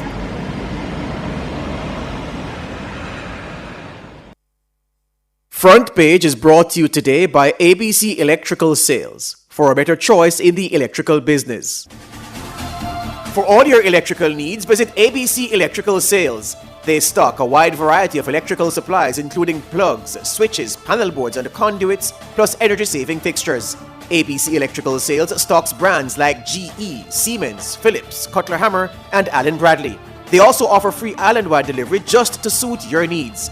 Visit them at Shop 8, Hagley Park Plaza, Kingston 10, or call 876-754-3714-5 or 876-754-3825-8. ABC Electrical Sales, for a better choice in the electrical business.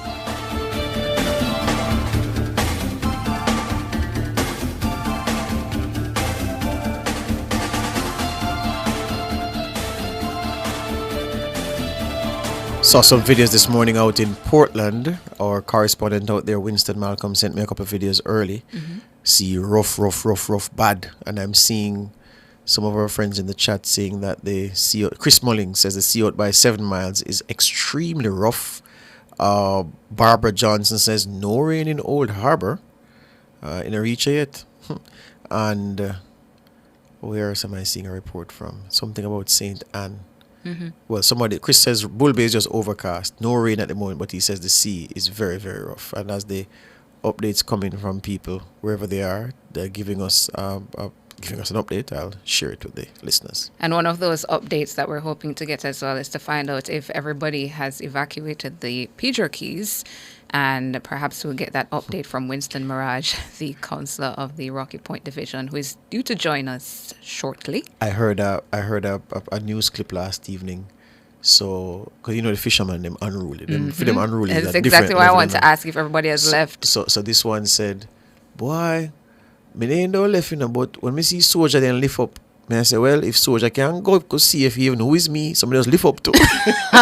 That's right. Because they're not coming back for you. Oh, but they're not coming back for listen, you. So the statement yesterday from the JDF, Vice Admiral Williams Gorman, was unusually strong. Usually you use placid language in communication. She made it clear. She said, if after we've warned you to come in, and we've been warning you to come in for days now, when Beryl start, you are on your own. Nobody will come to rescue you because we now risk people life for save yours when you had several days to come in. So she made that, well, I think it was clear that if you're out on the Keys or wherever you are now fishing, you shouldn't be out there in the first place. But if you're out there, brethren, if the storm get wicked, you're there on your own. Yeah, they told you to come in, and you saw the JDF personnel leaving and you stayed out there, you're on your own. So the Met Office says the core of Hurricane Beryl will start impacting the island within 3 to 4 hours. It's in its 5 a.m. bulletin. The Met Office said a hurricane warning remains in effect for Jamaica as Beryl, which remains at Category 4 strength, makes its way past Haiti and heads to Jamaica. The eye of the storm is expected to pass over or near the island's south coast between 10 a.m. and 8 p.m. today. Strong winds reaching near tropical storm force are expected as early as 9 a.m. These are expected to quickly increase to hurricane strength as the center remains close to the island. At 4 a.m., the eye of Hurricane Beryl was located about 150 miles off the coast of Morant Point, St. Thomas. The principal director at the Meteorological Service of Jamaica gave an update this morning. Evan Thompson here, Principal Director of the Meteorological Services Branch of the Ministry of Economic Growth and Job Creation. Today is Wednesday, July 3, 2024, and we continue to watch Hurricane Beryl as it moves closer and closer to the island of Jamaica. Now that system is still a Category 4 hurricane. It is now moving past the southwestern point of Haiti and moving closer to the southeastern part of Jamaica. It is expected to be close to the coast before 10 o'clock. That's the center of the system, the eye of the hurricane, close to the coast before 10 o'clock this morning. And it will continue mainly along the coastline from east to west across Jamaica. And it will depart around about 8 p.m. today. Now, we are expecting that we will start to feel the impacts from the core of this hurricane anytime after 8 o'clock this morning.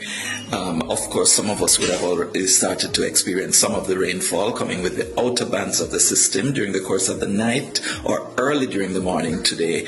And this will now be concentrated in the core of this system as we go through the day today.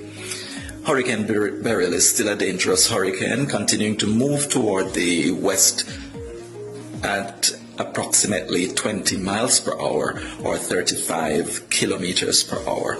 And we continue to watch for the kinds of impacts that we will have across the island of Jamaica. Rainfall is expected to reach all the way up to about 8 inches or 200 millimeters during the course of the day. We are expecting winds to start out at close to storm force around about 8 o'clock this morning, but then increasing in strength to hurricane force as we go through the day today. Of course, there is also the battering waves that come in with the storm surge. That is also expected during the course of the day, and that will affect coastal areas going right through Wednesday. Evan Thompson. Well, we know some vulnerable spots across the island at the best of times. Just heavy rain will cause problems in some areas, and we're going to speak to the representatives in charge of local government in those spots. We're talking about the councillor for the Harbourview Division, Oliver Clue, the councillor for the Rocky Point division, Winston Mirage, Harborview, of course, in St. Andrew, Rocky Point in Clarendon, Winston Mirage, and the councillor for the Lawrence Tavern division in St. Andrew, John Myers. Good morning, gentlemen. Morning to you, on to listeners. Morning to you. Morning, Councilor Marat. Morning, Councilor Two. Yes, I want to see you guys. Morning. Yes. How you doing? Give the Lord thanks. Give the Lord thanks. Let me start. Let me start with the Riddler. Oliver Clue, how you do? The name Regular. Yes, I'm fine. I got up early this morning and I went down on my knees and I pray and ask the Lord to guide us because we need His presence at this time. We are not in a position at this time for category 5 or 4. And I am praying that with time to get to us, it will be minimal. I've been speaking to we've been speaking to your colleagues all week long, and people have said, well, they've done as much as they can to prepare their locale for Beryl. What is it that you and your colleagues have done to prepare for Beryl in the Harborview division? Well, firstly, I want to say thanks because as we are speaking, I have a team outside waiting for your humble servant. But I want to say thanks to my shelter manager, Mr. Andrew Foster. I want to say thanks to the president and the executive of our Citizen Association. I want to say thanks to Inspector Edmond and his team. And I want to say thanks to the Sports Council. We work as a family here, one unit, and together we will continue the work. I know up to yesterday I was at a section of my division with a backhoe, cleaning a few drains and so on. Up to last night, after 10, I was here up in Arbor Heights. I went out into 7 miles right at the seashore to encourage on Caribbean Terrace, to encourage our individuals. Take it serious. Leave now. And this is the message we are giving to everyone. I was going to go to Caribbean Terrace, Oliver. How many residents have heeded the call to leave Caribbean Terrace? Well, we have individuals leaving, and I know this morning, this is why I'm going back there, we have individuals who say yes, they are going to their aunts who live in the copper, they are going here and they are going there. I have one resident presently head up to Mona, and she called me and said, yes, Councilor Crew, I am in Mona. So there are a few, and we are going back there to ensure with the police that, we get them out. The shelter is Harborview Primary and border the Dallas Division. We have the St. Benedict School that we are using. Are there any homeless people in your division that have been moved to a drop-in center, an infirmary? I know that there are a few senior citizens who presently removed and they are with their family in different areas. So we continue to monitor the movement of our individuals. And I know we have a few who is very strong that they should remain in Caribbean Terrace, and we have to get them out of Caribbean Terrace this morning before 9 o'clock. So we are heading out there in the field to ensure that we keep on to encourage everyone. You see, I can leave my furniture and all my belongings, but life is first. Without Oliver Clue or without the individuals, there is no furniture and there is no car. So the best bet, and we keep on encouraging, everyone must listen and remember what happened the last time, and we have to move for safety. Councillors, please hold the line. Going to take a break and come back with more.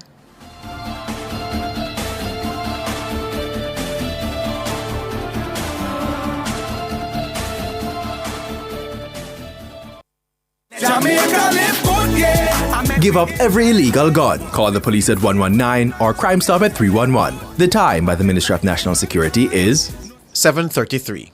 Presenting another finalist in the 2024 Jamaica Festival Song Competition. Hey Jamaica, my name is Pepita and the name of my song is We Are Jamaican. Come on Jamaicans, make we sing along. We are Jamaican and we are champions. Sweet, sweet Jamaican, that's how we are African. Fermina the Gideon.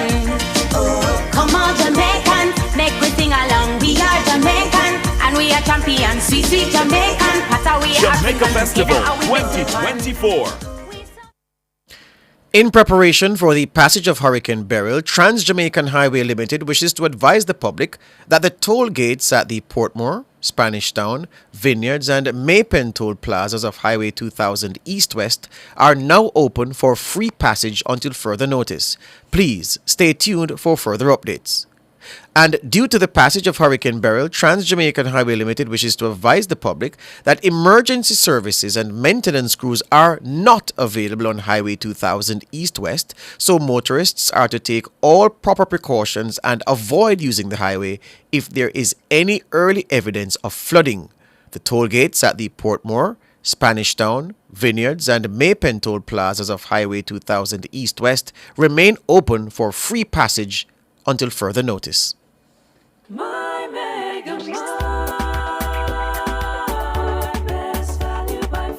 With so much to do in one location, make Megamart your one-stop shop.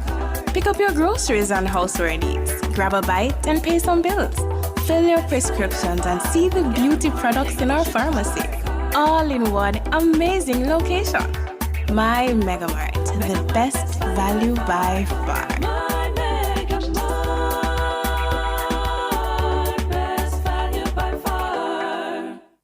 Feeling stuck in endless paperwork to secure a small business loan from a bank? Access Financial Services can unlock your growth with an SME loan. Borrow up to $20 million with easy requirements and fast approvals. Whether you are ready to boost productive capacity, get working capital, or acquire real estate, say goodbye to the hassle and hello to growth. Grow your business with an SME loan up to $20 million from Access Financial Services. Call 876-929-9253 or visit accessfinanceonline.com. Conditions apply.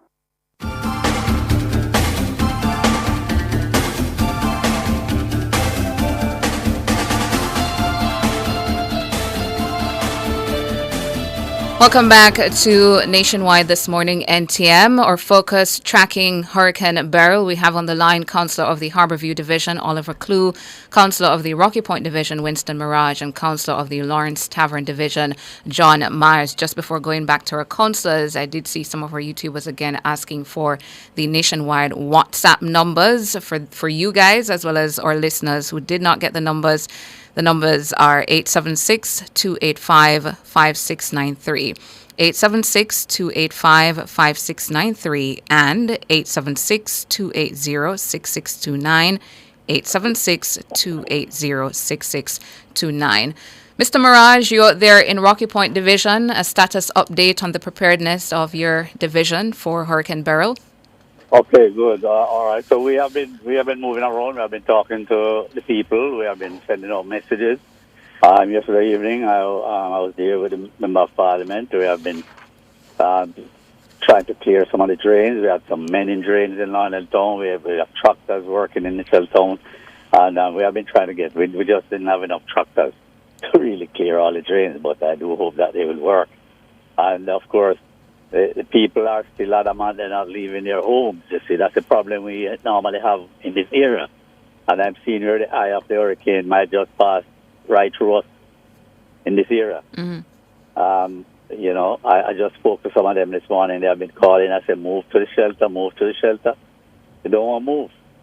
Presently, we have 5 people at the Portland Cottage Primary School, that shelter there. And we have 11 in Rocky Point at that shelter there. The other shelters have not been occupied as yet, but we are hoping that as soon as the wind starts, then they'll see how serious this thing is. Because a lot of them keep saying the storm is not coming, the storm is not coming. It's as if nobody watches the news, they don't listen to the news, they don't do anything. Mm-hmm. And you believe that with the advent of social media and everybody has smartphone, all that they would know what's happening. Yeah. Have they at least done any preparations at their homes? Yeah, well, we have been talking to them about that. We see some people, very few people though, battening down and doing all of that. I saw a few people on the roofs yesterday in Rocky Point, trying to nail down and all of that. I'm just hoping for the best right now. Mr. Mirage, how important is it for people to move in Rocky Point? Give us the particular areas that are flood prone. It's very important because why? What happened in Rocky Point? We're expecting a storm surge. In Portland Cottage, we're expecting a storm surge. It has happened in the past with other hurricanes. This one is moving closer to us. The eye will be right here on top of us. And we have seen from yesterday even that the sea started moving out. Once the sea recedes, it means that the Beryl is pulling all the water there to take it back in with a force. And I keep telling them that. We sent in loudspeaker, we have been talking to them, But they're still not, I don't know. Do you plan to make a final attempt this morning or using a town crier to try to get people to move to a shelter? So we are going to send the town crier in there this morning and as well as sending out messages to the numbers that we have. Also, I understand that you have constituents who were on the Pedro Keys. Is everybody back in Rocky Point or the other locations in Clarendon where they live? As far as we heard, everybody's back in Rocky Point now or in Portland Cottage. Yeah. Morning, John. Morning. Give me an update on what's happening in Lawrence Tavern. Yeah, in Lawrence Tavern, it's breezy, and I went out this morning and I have to come back in because it is so breezy. And I know breezy that, John. Windy, is a difference, Windy. Breezy's from your fan. Yeah? So I have to, because I have a lot of trees, the bamboo tree on my roads. My road starts from Burn Shop into Content. It's one of the biggest division in Kingston, Jamaica. So it's mostly landslides, and we were looking forward to see landslide and drain, to clean some of the drain after. But the people are building now, they're building their house differently from ancient days with rooftop. Some of them, we have a lot of shelters. So the shelters now, it's church and school, and everybody will run to it after. So you have a lot of people not going to the shelter. So we have difficulty sometimes. But when you go to the shelter, we have to prepare. Yeah. To give them food and so. And then sometimes it's embarrassing for councillors to really go to the shelter because we don't have anything to offer. We can't make a decision. What do you mean by not having anything to offer, John? No, we can't make a decision and say, do so and so. Because remember, the shops, they are far away from each other. And people have to tell the truth and make sure that we have the right thing in place. But hold on. Work this out for me, because remember now, I want you to tell me, like the listeners and myself and Tana, we don't know anything about it. So tell me, when you say the shops are far away, what is the implication of the shop being far away? So is it that food stuff and everything else? You have a school in Unity. Yes. You might have a shop couple chain away, and you have to get things. You can't open a shelter without resources. So that's the point I'm making. So you're saying that the shelters in your division, they don't have food stuff to hold the people over for 2-3 days. That's not the situation. Well, I don't know if it's coming in a day or today. But you should have it already, John. Today is Wednesday. Yeah. Yes, I can't make no decision as a councillor to say X, Y, and Z. Oh. I went to a meeting in Kingston, and the meeting I speak about the roads and I speak about the difficulty that Lawrence Tavern always have. And I don't hear anything from my mayor yet, and I don't know anything from the above. But so hold on. I cannot make any decision. Hold on. So you went to the disaster committee meeting in town, right? Yes. Good. So you don't know what supplies will be provided to each shelter. They don't give you an idea of that? Yes. But I only know that you have Unity Primary School, you have Lawrence Tavern Primary School, and I think you have Golden Spring and some churches. So I can't make a decision to tell you that yes, Peter, I will get some stuff. I will get this as a councillor to coordinate the area and so. Cause I have to walk my division Yeah. right through to get the idea, and I can tell you on spot that this morning I went out there and people is asking you what is going to happen when you reach to the shelter. Well, to start with, John, you should tell them to pack a little care package for a day or two. Yeah, they're moving with the thing that they're moving. When they're moving, they're going to move with their toothpaste and the little thing and rub that towel and so forth. Yes. But after you go to the center, it's a different thing when you go there as a counselor. Yes. Yes. Hold on. Winston Mirage, is that your experience? Is it that you don't know what the supplies will be that will be supplied, that will be sent to each shelter? Is it that you don't know that? No, what we normally say to them, as you said, just walk with what you have, and as soon as the event passes, then the Ministry of Labour Social Security, who is a part of the welfare committee of the parish disaster committee, they will move in supplies. So last night, some mattresses and so on were in the shelter. Hold on, Oliver. Hold on. Because we're going to ask you the same question. Carry on, Winston. Yeah, right. So last night we moved in mattresses and stuff. Now, as soon as the event passes, like tomorrow morning, we'll be moving in food supplies and water and everything. So the food supplies aren't moved in before No, the they are hurricane? pre-positioned in the areas. Oh, like you have a hub. Like you have a hub where it's distributed from. Yeah, because you don't know how many people is going to I see. Oliver, is the same thing for you? Well, I want to say that I attended the disaster preparedness meeting, and at the meeting, the mayor and the directors, right, name out the different shelter managers, what plans we have. I know definitely in my division that I receive a few blankets, I receive a few,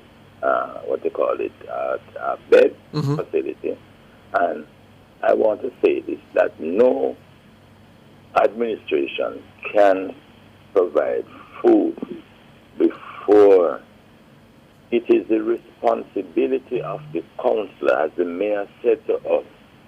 We have to go into our pocket, and this is what I have been doing.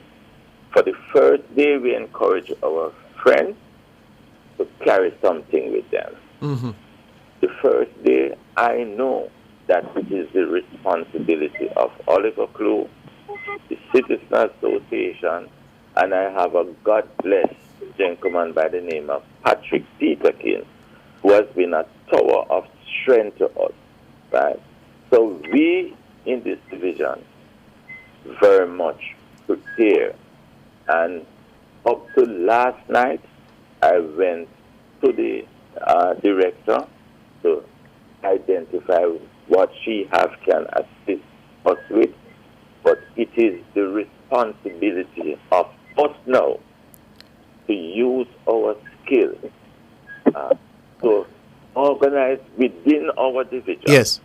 Our association. That was said in the meeting clearly to you, Councillor Clue. That was said in the meeting clearly to us. Hold the line then. Hold the line. We have to take a break and come back.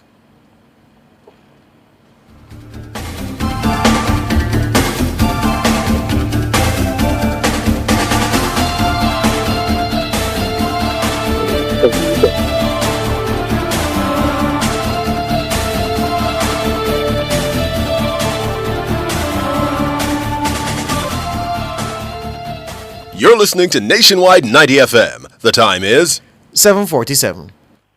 At Hawkeye, our mission is to deliver cutting-edge security solutions to help you keep track of the things you value most. The temperature by Hawkeye is 27 degrees Celsius in Kingston, 28 degrees Celsius in Montego Bay. Eliminate the hassle of managing multiple medications that can be confusing. Thanks to Horton's Pharmacy. Introducing RX Pack, a mobile app available in the App Store and Google Play Store. RX Pack is specially designed for you to order and manage your medications. Download today for free. That's RX Pack for better medication management. Call 876-RX-0-RX-RX or visit our website, hortonsrx.com for more details.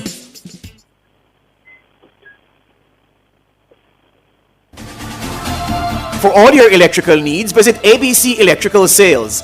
They stock a wide variety of electrical supplies including plugs, switches, panel boards and conduits, plus energy-saving fixtures.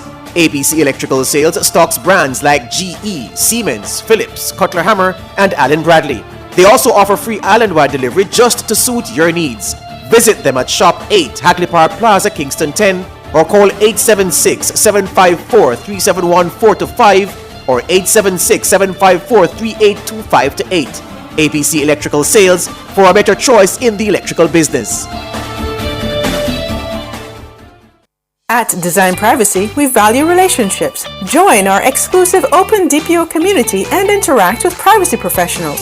Share ideas, insightful challenges, and build career-boosting connections with expert advice at your fingertips. Get access to specialized tools, exclusive workshops, and case studies. Enjoy unparalleled networking. Join Design Privacy's open DPO community to expand your expertise and excel in your career. Visit opendpocommunity.com today and take your data privacy skills to the next level. You can still go through quicker and cheaper with a T-tag under the new toll rate structure. Effective July 6th, there will be some changes to the toll rates at the Portmore, Spanish Town, Vineyards and Maypen toll plazas. But don't worry, with a T-tag, all Class 1 and Class 2 customers will enjoy discounted rates for every single passage. Plus, your 10th weekly trip through the same toll plaza is free. Visit transjamhighways.com for details. Get your T-tag today from any Highway 2000 East-West manual toll booth.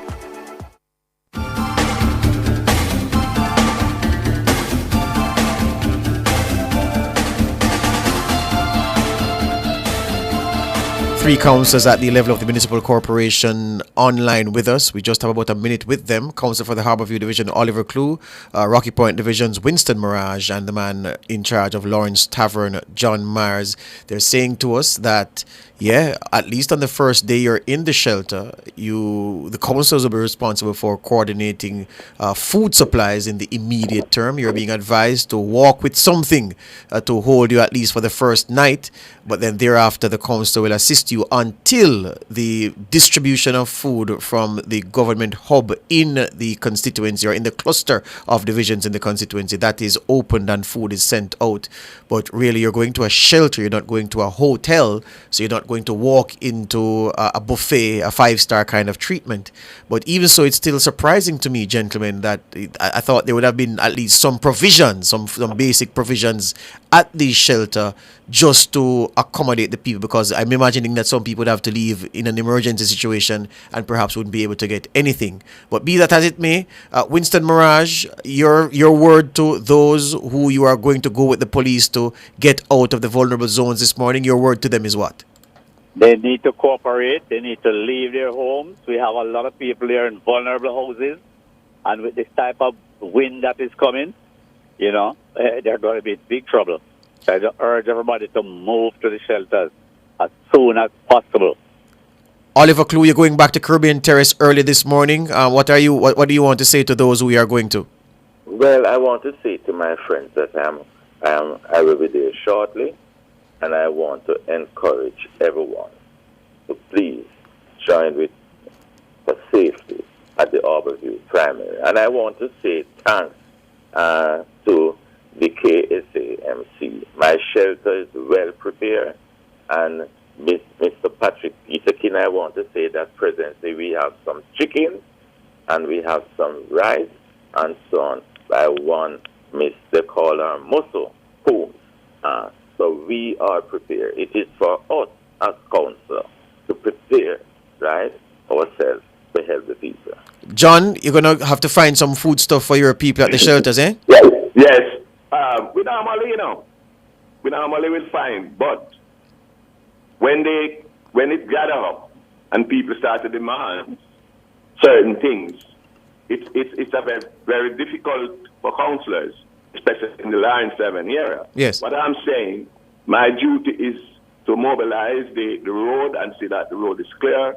We're having a lot of bamboo start to blow down now and the landslide, and we used to have a backhoe or a tractor park up at Tent Hall for these type of hurricanes, right? And we can't make no decision unless we get the authority to give us permission to make decision. And we can't do anything without decision making and so forth. So I'm working for the people, and I'm on the road since morning. I come back home because the breeze is so heavy in the Line 7 area.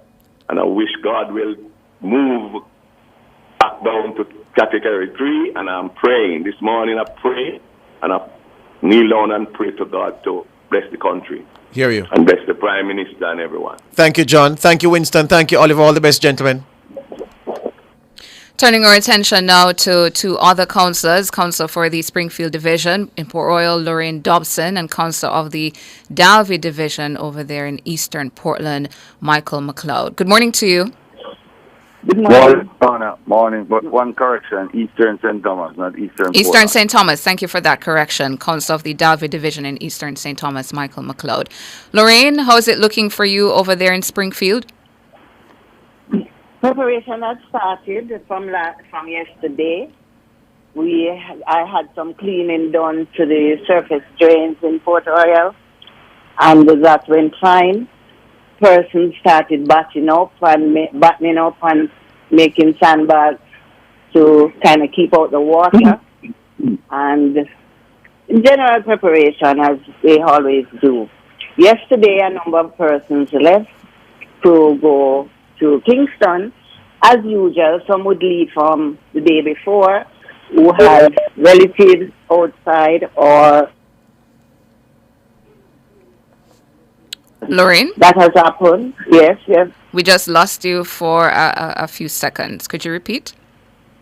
I said yesterday, a number of persons started moving out on their own, as usual, because you have persons who will not stay, so they always make their own preparation to leave before the storm.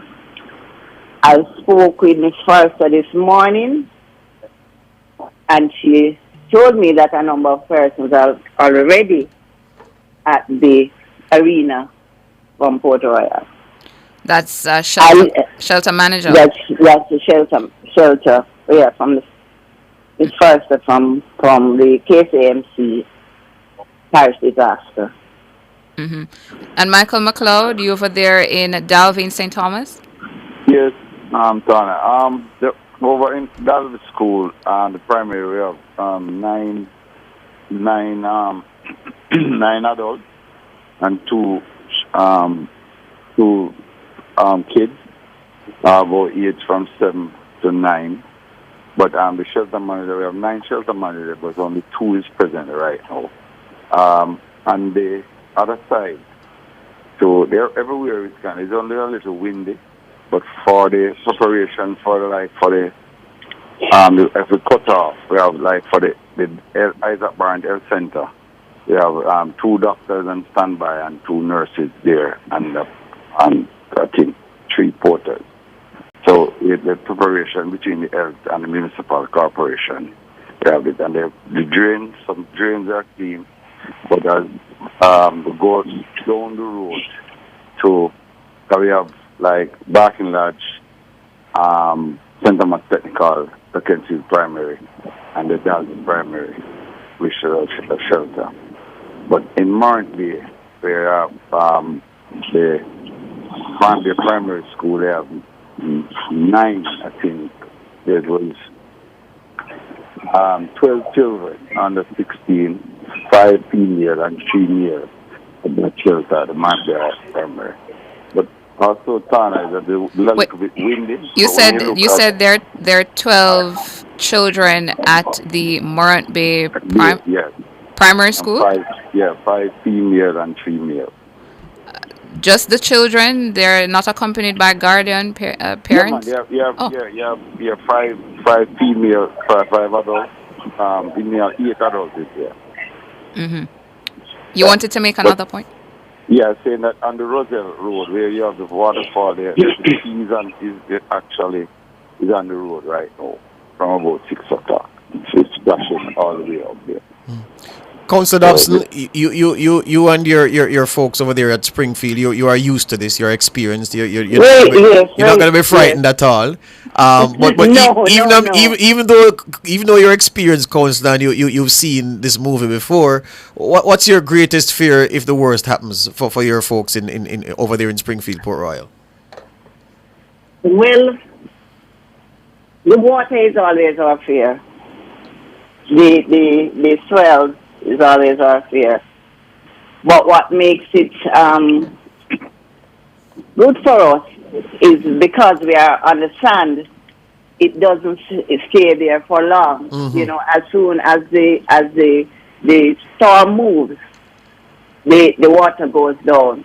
And that is why we have to keep the drains, the surface drains, clean. Yes. So that it takes some of the water off the roadway. But as it comes to the area where the sand is, it goes away immediately after the storm is gone. It's funny you say that because not from there, my greatest fear was being cut off, being marooned. But you're not worried about that. What the maroon always takes place on Palisades Road and Port Royal Road, where the sand usually comes over. Yes. And you know that quite a bit of work was done with the revetment from Harborview Airport, which kind of solved that problem. And then when we come to Port Royal Road, in the vicinity of the lighthouse, immediately before the airport runway, that's an area that has always been blocked. So about 2 years ago, a project started with the airport authority and to put a revetment right along the area from the lighthouse to where you have the air wing. Yes. Yes. Work started extensively late last year because it had stopped before and it started in earnest about a few months ago. So some of the areas that we had problems, there is revetment being done there, right? Yeah. For Port Royal Road now, you have some areas where people would walk to go fishing on the beach, and then it leaves an open space. If we have breeze, we might have some sand coming over on that area. Yeah. Well, and that's closer to the cemetery. Yes, understand. Well, Councilor, thank you for your time this morning. Councilor Mark, we'll check in back with you later today out there in Eastern St. Thomas, and Councilor Dobson will do the same, all right? Okay, and thanks. Yeah, man, thank you, ladies and gentlemen. You're welcome, man. You're welcome. Okay. Stay safe and be true to your constituents this morning. You're going to do the live now or after Across Jamaica? We'll do Across Jamaica and then come back with the live and a really good evacuation essential items list that might be helpful. No, Tony, I have to read it now. So I have to read it now? Yeah. All right, let's do that. So the Ministry of Health has put out an essential items evacuation list, and under medical supplies, it has listed prescriptions, medications, and dentures. Yeah, your dentures. So take your dentures with you. Might be laughable, but take your dentures. Cliff, On you the hear? disaster- Did Cliff take his dentures with him this morning when he came down from the hill? I'm not joining you in that question, you know, but take your dentures, all right? And disaster supplies, your flashlights, your batteries, your radio, your first aid kit, and bottled water. Clothing and bedding, the items to take, sanitation supplies, diapers, take your diapers, toilet paper, soap, and your feminine hygiene products. Food, non-perishable foods, special foods if you're diabetic or your baby foods. Important documents, your birth certificates, your marriage certificates, your death certificates, passports, immunization cards, and under entertainment, it says games and take some books. Yeah, Mark Walters in the chat asking, question, if we're caught on the road now, are we going to get locked up? You could very well be locked up, because if you're not on that list I read earlier, we're going to read it again. If you're not on that list, then you ought not to be on the road because of the curfew. Only emergency workers are authorized to be out and about now. Otherwise, stay home, Mark.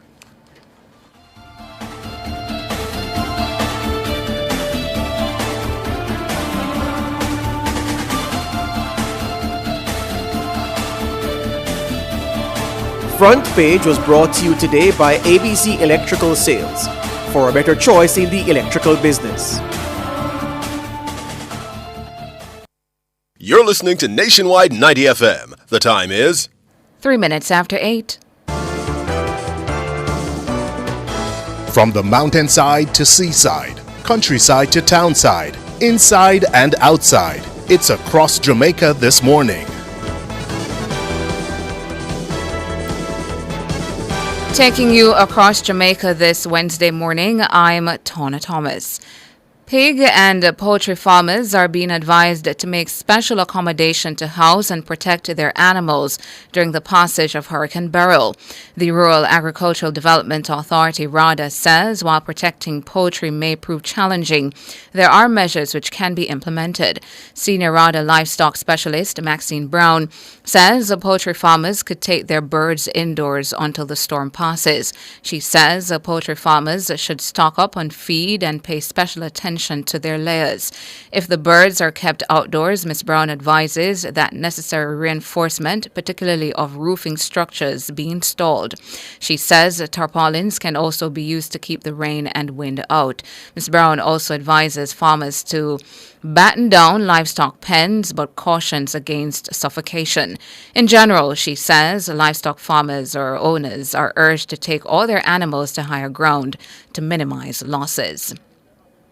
Now, the Banana Board is reminding banana and plantain farmers not to cut the leaves from their plants in preparation for Hurricane Beryl. Although this practice has gained popularity, the board is imploring farmers to desist as this can negatively affect future crops.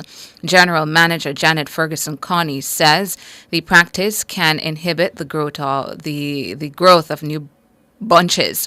For bunches that are not yet ready, the board is asking farmers to go back in their fields and cover them. As part of disaster preparedness measures, the Banana Board, through the work of its extension officers, has been sensitizing farmers on how to operate ahead of a hurricane. This has been critical work for the board, as bananas are highly susceptible to damage from being waterlogged and can be toppled by strong winds. Farmers in need of assistance can contact the Banana Board at 876-922-5490. That's 876-922-5490. That's it for Across Jamaica this Wednesday morning.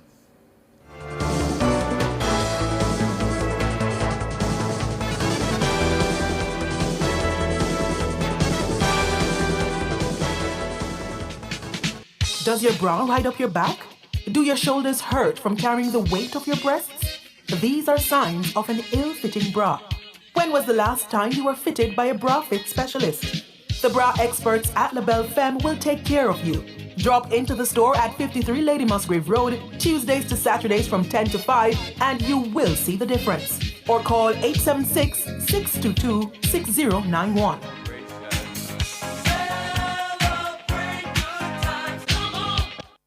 Me know me did a clown you about getting hurricane ready and everything. But yesterday, my member said the last hurricane will come, we did have a whole heap of problem because we never prepare or listen to your safety advice. It's a shame, so you have to learn your lesson. But 3 things you can do this time is 1, have a licensed electrician, check the wiring to ensure them fine. 2, trim trees near power lines and remove danger trees that could fall on lines. But call JPS if your trees are already touching the power lines, okay? And 3, make sure that everybody know where the circuit breaker is in case you need to turn off the power. Alright. Me go try do them here this time. And me will stay inside if one come. Me remember say one zinc flyer almost chopped me last hurricane. Yes, and turn off and plug out all electronics and appliances, especially if there is lightning. Me go deal with it, man. JPS, powering what matters. The following hurricane tip is brought to you by Weather Shield Limited. Make sure that emergency cooking facilities such as coal stoves are in good working condition, as these may become necessary. The preceding hurricane tip was brought to you by Weather Shield Limited. Telephone 876-956-5286.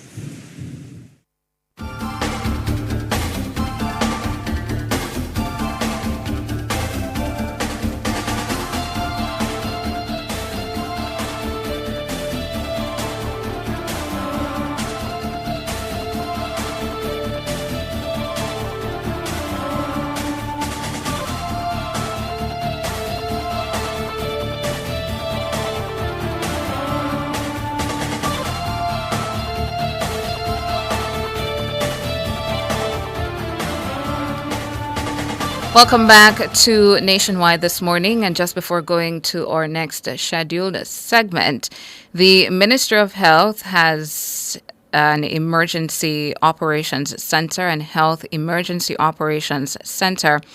And the Minister of Health, they've provided 3 contact numbers that you can use in case you need to. The numbers 876-727-7235. That's 876-727-7235. The second, 876-727-7236. That's 876-727-7236. And the third number provided by the Health Ministry for its Health Emergency Operations Center is 876-727-7238. That's 876-727-7238. Now, as Hurricane Beryl approaches the island, the senior population may experience additional peril. They face many more obstacles during an emergency than most people, including isolation, limited mobility, and medical needs. Older adults can lower their risk by preparing for hurricanes and other emergency before they happen. Joining us to discuss safety times for the elderly, or safety tips for the elderly, we're being joined by Director of the Mona Aging and Wellness Center at UA, Professor Denise Aldemar Scherer, no stranger to Nationwide this morning. Good morning to you, Professor. Good morning. I hope you have done all you need to do while you continue to educate the nation. Well, I've done enough at my apartment, and I've left it, and hope I'll go back and find it in the same condition that I've left it. And I've come here to stay all day and however long I need to be here to serve all the people of Jamaica, including our elderly population. Yeah. Wonderful. So, Professor, what's the word from the seniors and the caregivers at this time? What are you hearing? The word is that it's almost here. I gather that we can expect the wind, etc., at about 9:10 on throughout most of the day. I think for the seniors and the caregivers now, the most important thing is to reassure them. You're going to have seniors with medical problems, as you mentioned, especially those with dementia, who really don't understand what's going on. They'll hear the howling. They will see the animals around them on edge. And it's about reassurance for them. Persons with other chronic diseases who are bedbound, etc., are also going to be worried. The caregivers are going to be worried with the rain, etc. How are they going to wash things? So for those caregivers that are going to have wet linens, etc., prepare a bucket of water with 1 or 2 drops of bleach so that you can just put the things to soak. Hopefully you have 2 or 3 sheets, because most importantly, you don't want them to be lying in a wet bed or wet chair for any length of time. The persons who are suffering from dementia just need constant reassurance. This is one day that you're going to have to put up with the repeating and the questions. Remember touch. Touch is more reassuring than words. So if they are really upset, then just, hold on to their hands, etc. If you do have electricity, play some music. You want to watch the news media, the television, etc. Keep it away from the person who can't fully understand it, so that you don't aggravate them or make it worse. For those of you like yourself who are not near your senior, in touch during the day as long as you can. For the younger ones, make sure that your older relatives have credit, so that as long as the sisters don't go down, a reassuring voice, especially in the middle of it all, can reassure them that they're not alone, even though they may be in their house alone, that you're a phone call away. Make sure they have water. We still have water in the taps, so ensure that you have clean water. Most of us store water, but it has to be clean. Therefore, the storage of water containers for the kitchen have to be changed while we still have water. Ensure that it is at a height that they don't have to bend. I found this out last year when I couldn't bend. There's no point putting the water to flush the toilet on the ground in the bathroom if they can't bend down. Right. Those with arthritis, other mobility restrictions. Remember, we also have seniors that have other disabilities, sight, etc. So we need to put things and make sure they know where to find it. And most importantly, or just as importantly, make sure that their prescriptions are in plastic. Not everybody Are in has plastic. Ziploc. Yes. That they're secure from water. Okay. I remember in one hurricane, most of them hadn't secured the prescriptions. So you can't always get to a doctor or a health center, especially after this, and there may be disruptions to roadways. So ensure that if the tablets get wet or get misplaced, that you have a dry prescription. Professor, what about what should be on the list if a member of the elderly community has to go to a shelter? What should they be bringing? To go to a shelter, you have to bring all your medications. I would bring a bottle or two of water with me because dehydration is critical. If you are one of those who uses various aids like diapers, etc., make sure to carry a supply with you because they will not have it at the center. I mean, even for babies, they will not have it. The center is, as it says, a shelter. So make sure to carry everything that the older person is going to need for 48 hours. I would carry a pillow. And they will have cots there, they will have blankets. But some of them, like at the stadium, you may have to be on the ground. So carry a pillow and something with you. Right. And how can... Loose clothing. Yes. So that it can be easily gotten off and on. Some of the bathrooms may be outside. So you want a pair of, I'm going to call them crepes. You know what I mean? I do. Those sort of shoes that they can go outside if they have to. And how, for example, Professor, can the church community look out for members of the elderly population in the neighborhood nearest to their establishment during a time like this? Well, one would have hoped that would have started yesterday.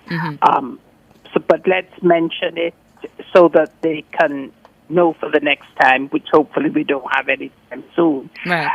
Older people may have the ply and the various things, but they may not be able to put it up. So checking in with your older communities, your church communities. I've also seen it taking place in my community chat group, and I was very happy to see that. Yeah. Is there a senior that needs help? Sometimes they can't even shut the top windows, if you think about it. They can't collect the water because they can't lift it up, even if they have a container. So it's about reaching out to them to see what you can do for them. Yeah. Taking the plants out of the yard so that you don't create missiles, securing gas cylinders. So you can still do it this morning. I think so, yes. Older person is next door to you. Church groups often have youth groups. Call up your youth groups and send them to check on the senior nearby. Do they have batteries for the flashlight, that sort of thing? Are their phones charged up? Do Right. they have credits on that? Since I didn't charge my phone yesterday morning, I put it in my WhatsApp group. Please remember the phone. You get so busy doing things, you don't plug it in to charge it. Right. You know, and there's a likelihood that the electricity might go, so you need to have a phone that's... I think we can safely assure by tonight that most of us won't have electricity. Right, so you need to have your phone charged up just in case you need to make a call and you need aid. Your phone is up and working. Person needs a flashlight with them because remember, this is going to go into the night. When they're likely to want to go to the bathroom, most seniors go to the bathroom at least once during the night. you want them to have a flashlight so you can see your way. Right. Yeah.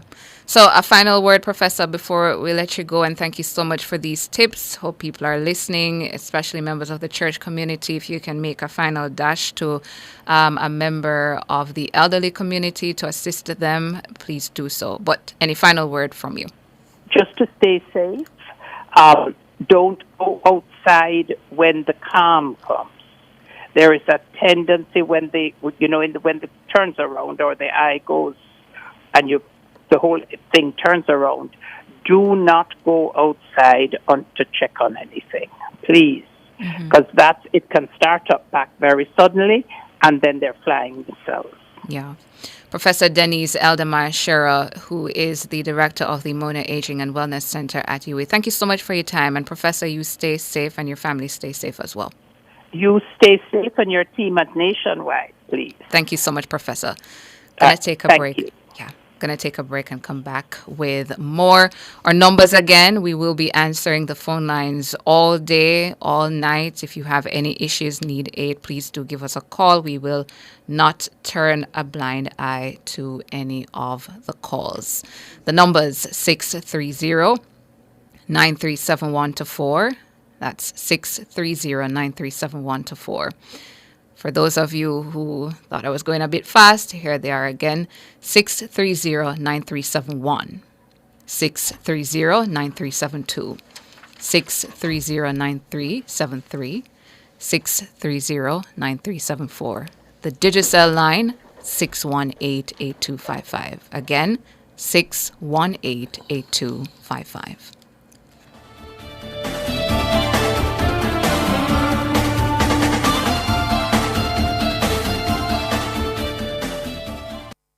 Crisp and refreshing.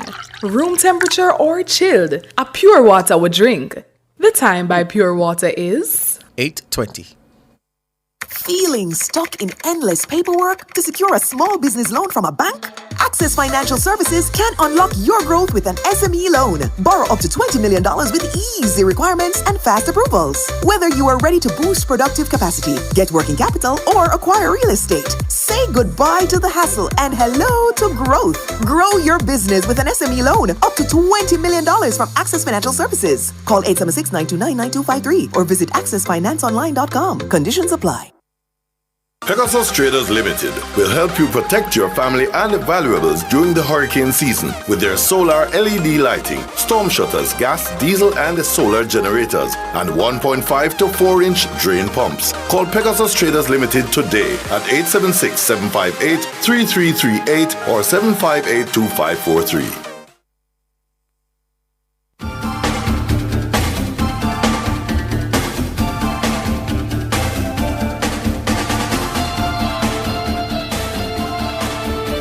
(8:21) and we continue to work for you on Beryl. We'll be doing normal programming. Our normal schedule will obtain until such time that we have to go into hurricane programming, which will involve us being on the air, talking, giving you updates. We'll be sending our reporters on the streets. We'll be coming back with video.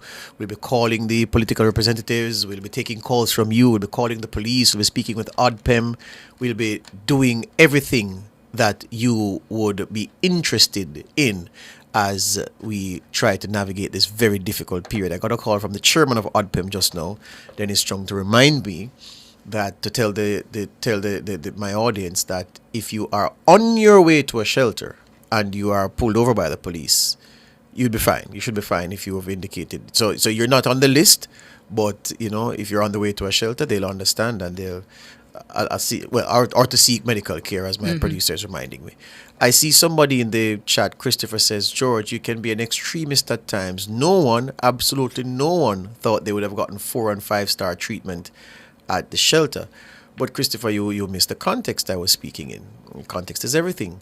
I'm saying that there are expectations that some people have going to a shelter. And Christopher, being a journalist for as long as I have, and seeing hurricanes and other situations like these a million times over, I suggest, know a little bit more than you about what people complain about when they go to shelters. And I'm telling you that people have in the past complained about the conditions at shelters being suboptimal.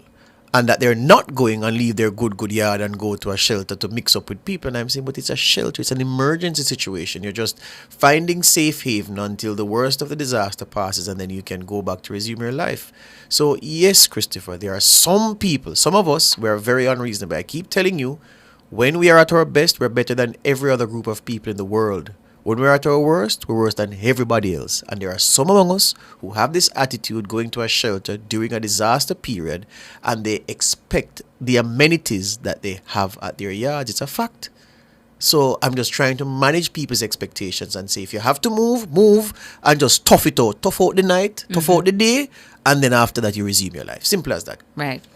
I see Phase 1 graphics asking for the NNN WhatsApp numbers again. So the numbers 876-285-5693. That's 876-285-5693 and 876-280-6629. That's 876-280-6629. Those are the WhatsApp numbers. And Mandy Joseph, thank you so much for that. Mandy has added some items to the list of essentials that you should be taking to the shelter, especially for members of our elderly population. She says your hearing aid and your eyeglasses. So don't forget your tested glasses and your hearing aid. There's something to ask. What about pets? People who have the dogs and the cats, I don't hear what to do with them. And for those of you who don't love animals like that, it may seem trite for me to be asking that. But for those who do, they'll understand the importance of that. And a shelter is a, as I said, it's a temporary accommodation. It may not be conducive to, So I'd like to get some clarity on that. Anyway, we have some calls, Michelle? Why not? Richard, my friend, good morning. Morning, Brother George. How you do? We are good. Town and myself are good. Yes. I'm coming from Ocho all the way to Port Antonio. The roughest wind I see so far is in the town of Port Antonio. We have the palm trees blowing, but not heavily. And a few banana trees, not violently. But there's much rain. Where's the rain? It's 8:25 in Richard. It soon comes. but they say it's going to start from 9 o'clock. It was predicted. It was projected to. The projection has changed. Well, how the roads stay, Richard? How the roads stay? You see anybody out and about? A lot of people, a lot of cars are under. A lot of cars? Yes, taxis and everything. You find moving about. Wholesale shops open based on what you saw? No. Just station I see open. Where's the gas station open? In Port Antonio. Okay. And is your yacht secure, Richard? Oh. my house value over 35 million, so you know you have to be secure. We hear you, All right, Richard. my boss. but quick thing here, John. Yeah. The Prime Minister last time gave in a bone every day. I love the guy, but I don't too pronounce him. You are going to put in a curfew. Do it up early that people can organize themselves. And that's where my content. Oh, you're saying the communication of the curfew time was too late? Yes. Okay. I've heard that complaint elsewhere. Because my radio was stuck a nation up until 8 o'clock. Yes. I went to bed about 8:30. I didn't know until when I wake up early in the morning. I was checking social media and heard curfews on. Yes. I've heard some people say that too. That they'd have appreciated more lead time to organize themselves. Yes. Yeah. And this is where I give the Prime Minister a big stick up. I said. Yeah, but remember, remember, Richard, the Prime Minister and Cabinet gets advice from ADPEM, from Met Service, and so forth. They can't move before they get the advice. It depends on when they got that guidance as well. But some people leave work. I work at a bake, very big bake, and yesterday by 4 o'clock, no bread was left. So we have to try to accommodate the people. Yeah, man, I know what I'm saying. But I'm saying a decision like that is not made by Cabinet or a Prime Minister just like that. They get advice and then they act on it. Consideration must be taken, John. All right, sir. I hear you. Anyway, come off of the My road, respect. Richard. Come off of the road and find. That's what I'm doing now. Yeah, man. All right, That's cool. what I'm doing. Thank you. Rose Chin in the chat corner says her husband, his flight was cancelled, so he's here. She says, Hey George, my husband is stuck in Jamaica. Had a flight out at 6 p.m. today, but the airports have been closed since 12 a.m. And she says, prayers up. Rose, you might go all right, man. You might go all right, man. You soon see him. By about Friday, thereabouts, we hope that by about Friday, you'll be together. All right? Yeah. Who's next, Michelle? Delroy, good morning to you. Hey, good morning. Morning. Where are you calling from, Delroy? I'm from Eastern Westmoreland. Eastern Westmoreland. Yes. What are you Yes, seeing out there, and what's on your mind?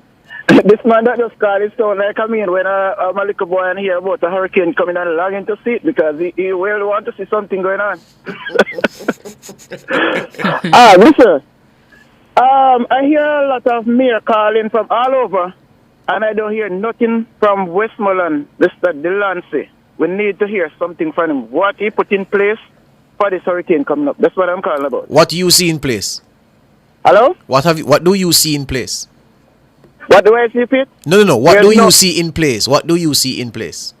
I don't see nothing. That's why I call him to find out from him. I don't see nothing. You don't see the drains cleaned and everything organized? No. Early on used to have some cleaning early on, but now nothing going on, so we need to know what's happening. He need to come on and tell us what he putting in place and where the shelters and all and stuff. I don't hear nothing like that. We're going to find him for you. So Delroy Delancey, right?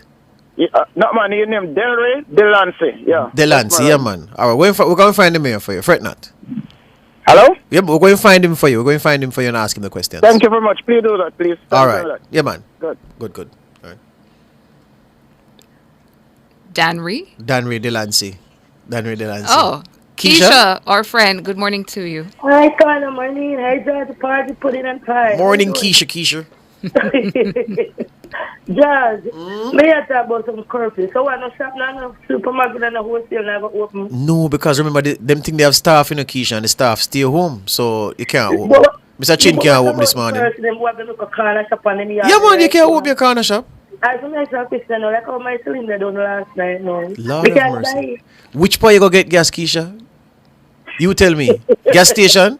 Try the gas station near to you. Some people say gas and a gas station. Oh yeah, but yeah, man, you can't check them, man. They can do business, because that's what's expected. If the person has saying go buy it and the police say the person with the cylinder, what happened with that? I don't know if I tell you. They want to tell you that buy gas from yesterday. No, but you done last night. That's what I'm saying. I food have to eat when I fall. Well, look, I'm sure there's no member of the JCF who will be unreasonable. See a man with a cylinder and tell him, say, boy, him nothing up on the road. So, I just want to know, come here, tell you something. I don't like break road. yeah, man, make him angry man fast and go for the cylinder quick, carry it and get it filled and come back. And George, based on my experience that I had with Gilbert, Ivan, all of these are came that, I'm praying that this one just pass over. Just I really wish to make a well. Honestly, boy, I don't want to experience it. There are places, I was telling the news team yesterday, and is the only young people work here. The oldest people here are, well, there's only one old person here, and you know who that is. So I was telling the team that, when I left Cliff alone, I was telling the team yesterday that there are places in Jamaica that still have not recovered from Gilbert in 1988. Yeah, man. That's true. 100% George, you're so perfect. And Cliff, remember, it's a hurricane, so you cannot go on a no table, sir. Alrighty? The Danny Nime office asleep now, man. He might catch him morning nap before him come talk to him people. So when I'm prepare himself. Hurricane, oh God, not this morning. All right, get the gas, Keisha. Get the gas because food have a cook. Yeah, man. Listen. Carl? Yeah, morning, Master. Wait, what go on, my friend? How Clarendon stay? Yeah, man, as far as me can say, Southeast Clarendon, alright, except Rock. People them a give some up to last night. The carry, turn cry go, but they know. Decide to heat, well. You only can lead the cold to the pan, you can't force them to drink your water. Unless you have a hold on your head like how you hold on the British citizen now. Here you know. Carl! Today a Beryl day. Today is not no dual citizenship day. Anyhow, Master. Yes. I go to the airport yesterday and see them do some woodwork right out of Beer Shore Road out there, so. Yes. So I hope there's a whole up good. Yes. But Really Carl. whole way up bad still, but. But Carl. Yes, please. The people them out Bayshore side out Caribbean terrorists, them coming like your Rocky Point people and them stubborn bad, you know. Well, George, as you say, you only can't ask the person if he deny his citizenship, you can't force him.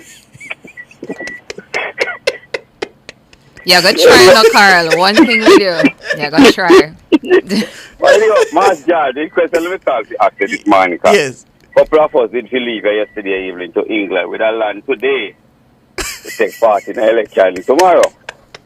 Is everything well at your home, Carl? Everything battened down? You have food in your house? Is your family well? Yes.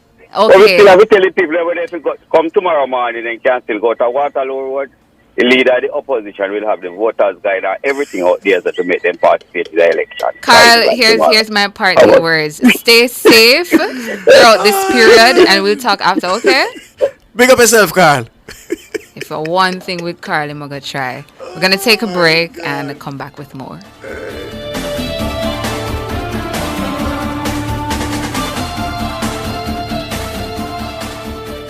You're listening to Nationwide 90 FM. The time is 8:34.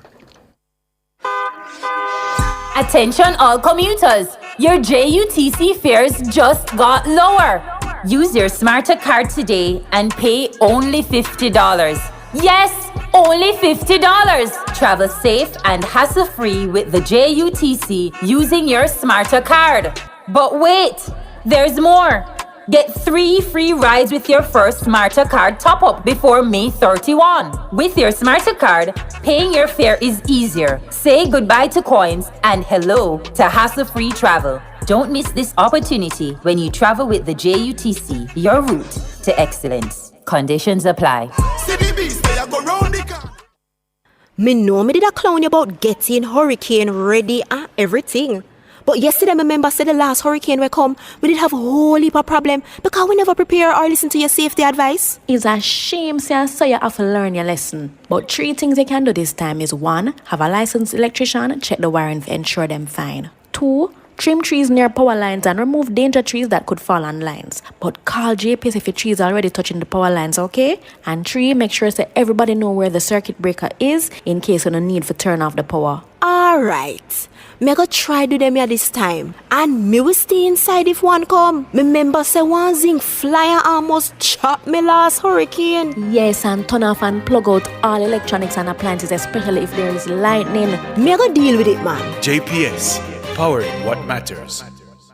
Attention engine enthusiasts in Jamaica. Did you know that Lucalza Caribbean is the only authorized distributor of Chevron lubricants? Lucalza has been the trusted partner for Chevron lubricants in Jamaica for over 13 years, offering the full range of Chevron and Texaco products including Ursa, Haviland, Supreme, Delo and more. For peace of mind and superior engine care, trust the Chevron lubricants portfolio, distributed by Lucalza Caribbean and their network of reliable resellers. Don't compromise your engine performance. Drive with Chevron. Drive with confidence. This is a 2024 emergency public service announcement from the Highway 2000 East-West. In preparation for the passage of Hurricane Beryl, Trans-Jamaican Highway Limited wishes to advise the public that the toll gates at the Portmore, Spanish Town, Vineyards and Maypen toll plazas of Highway 2000 East-West are now open for free passage until further notice. Please stay tuned for further updates.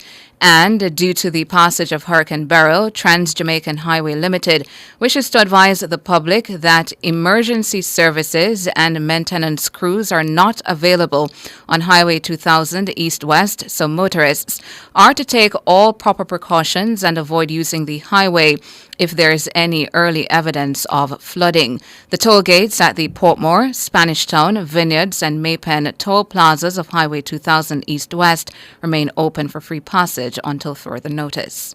This is a public service announcement from the Ministry of Health and Wellness. As Jamaica prepares for the passage of Hurricane Beryl, the Ministry of Health and Wellness is advising that all public hospitals will now enter emergency mode. This means that while hospitals remain open, outpatient services and elective surgeries will be suspended. Visitations will be limited, and family members are asked to pick up their relatives who've been admitted for non-critical reasons. Additionally, the Jamaica-Cuba Eye Care program is suspended until further notice. The Ministry of Health and Wellness is encouraging all Jamaicans to remain safe. That was a public service announcement from the Ministry of Health and Wellness.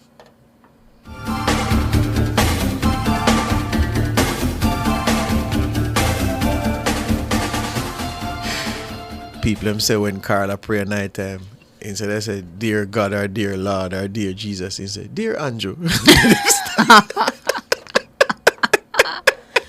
Listen, Carl is gonna find every instance to pull some politics. Well, on a serious note, though, Tana, before we go back to the phones, the people out there in Rocky Point, just listen to the authorities, no man. If it's even for tonight, rub tonight in the shelter, and then you can go back to your yard in the morning. Yeah, the people out there in Caribbean Terrace, the same applies to you. Just work with the people, no man. Just go to the shelter. You hear Mr. Clue say, Councilor Clue say, rice and chicken and all kind of things there, and it's not food we're using to lure you. We're just telling you that you'll be comfortable enough. Is the point he was making by mentioning that. So, for goodness sake, just listen to Councillor Mirage in Rocky Point, listen to Councillor Clue in Harbourview. Go to the shelter. If it is only for one night, or only for one day, just move to the shelter, just in case Beryl delivers something devastating. You will not be in harm's way. All right?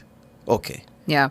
And we just got some footage as well, George, of the mayor of Kingston, Andrew Swaby, who is doing some final rounds trying to get the last set of people, homeless people, on the streets, off the streets and into those drop-in centers and infirmaries. Maybe a little later on, we will have those that footage, if not in Nationwide this morning. Yes. Perhaps in Cliffviews Online. But the message we're getting, as well as the footage, Mayor Swaby currently on the streets of Kingston with poor relief officers evacuating persons experiencing homelessness. Somebody's asking in the chat if all flights are suspended at all airports. Yes, airports closed about midnight and will not be open until further notice. Someone asked about... Caroline Smith is saying that we should check on Papa Nana. Well, Caroline, here's the thing.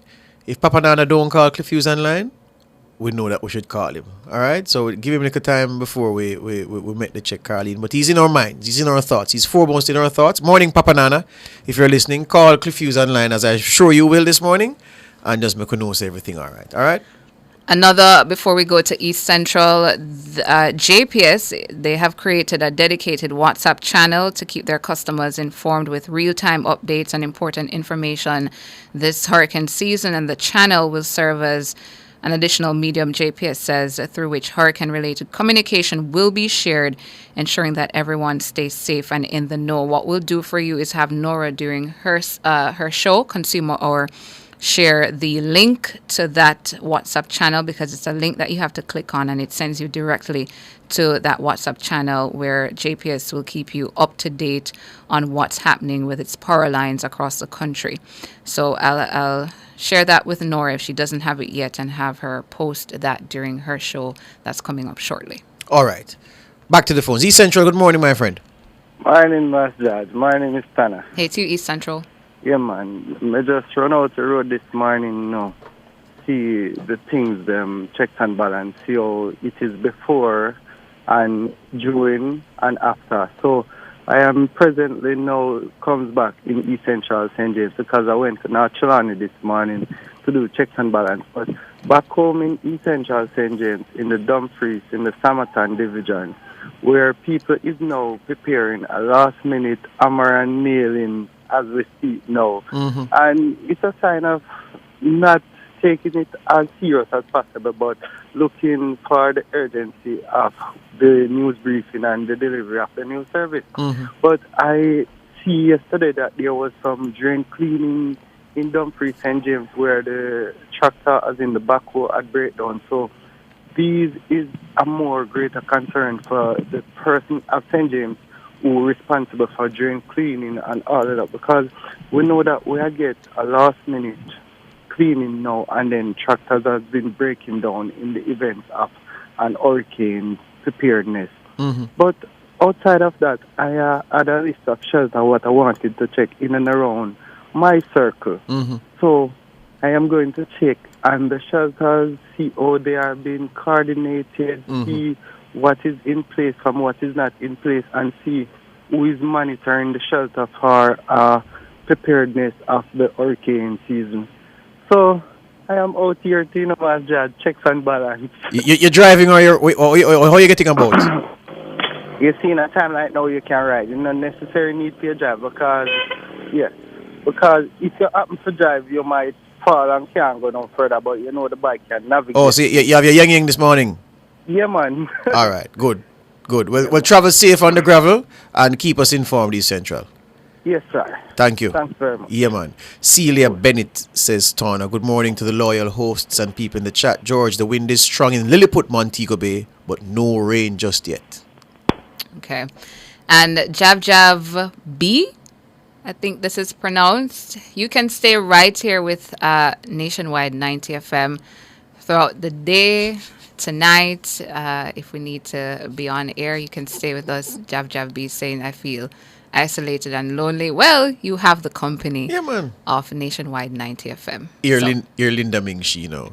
NNN, when we give East Central an ID. Morning, Linda. That was quite the report, wasn't it? Yeah, man. Joel says, East Central, is he among the list of industrials classified as essential service workers? The man is a community journalist. Yeah. I saw Leroy Rotti saying that as the mayor of his community. I never know say Leroy a mayor. Who vote for Leroy? Anyway, Leroy says mayor he had to be taking care of a few things. So now apparently he's done and he's now in the chat. So morning, Leroy. Welcome, your worship. Hope you and your staff at your municipal corporation are doing well in this time. All right. Thank you for dropping by, Leroy Rotti. Mayor. Let's start calling Mayor Rotti now. Grace is asking if the curfew doesn't apply to East Central. Oh, goodness. Michelle, who else do we have? Yeah, man. Put him through, man. Put through Richie, man. Morning, Richie. Oh, him gone. All right, cool. All right. So it's 8:45. Tona, remember we had said that we would present again the list of people who are authorized to be moving around at this time. And I remind you that where it is that you are going to a shelter, then you would not be penalized for moving at this time. The security forces, I'm sure, would give you some leeway to move. And so you have to make that clear. And please be patient, no man. We've spoken about it already. There is a disease that has afflicted Jamaicans, or is afflicting Jamaicans increasingly. This fight police, quarrel police, tell police about their mother, call police dirty girl, idiot boy, this kind of boy, that kind of something, drip up police. It's still shocking to me. We need to stop it as a nation. And we need to be less hostile when dealing with the police. Yeah? Anyway, so please have your identification on hand when you're moving about in this period. And you are a person who has special privilege to move about in this time of curfew. If you are an authorized officer, if you are the Governor General, if you are a member of the, well, not a member of Parliament, if you are parliamentarians, if you're a senator or an MP, you are free to move around. If you're a mayor or councillor, municipal corporation level, you're free to move around. So too are permanent secretaries. So too is any person in need of health care and any person accompanying that person for the purpose of providing assistance. You're free to move if you're a correctional officer.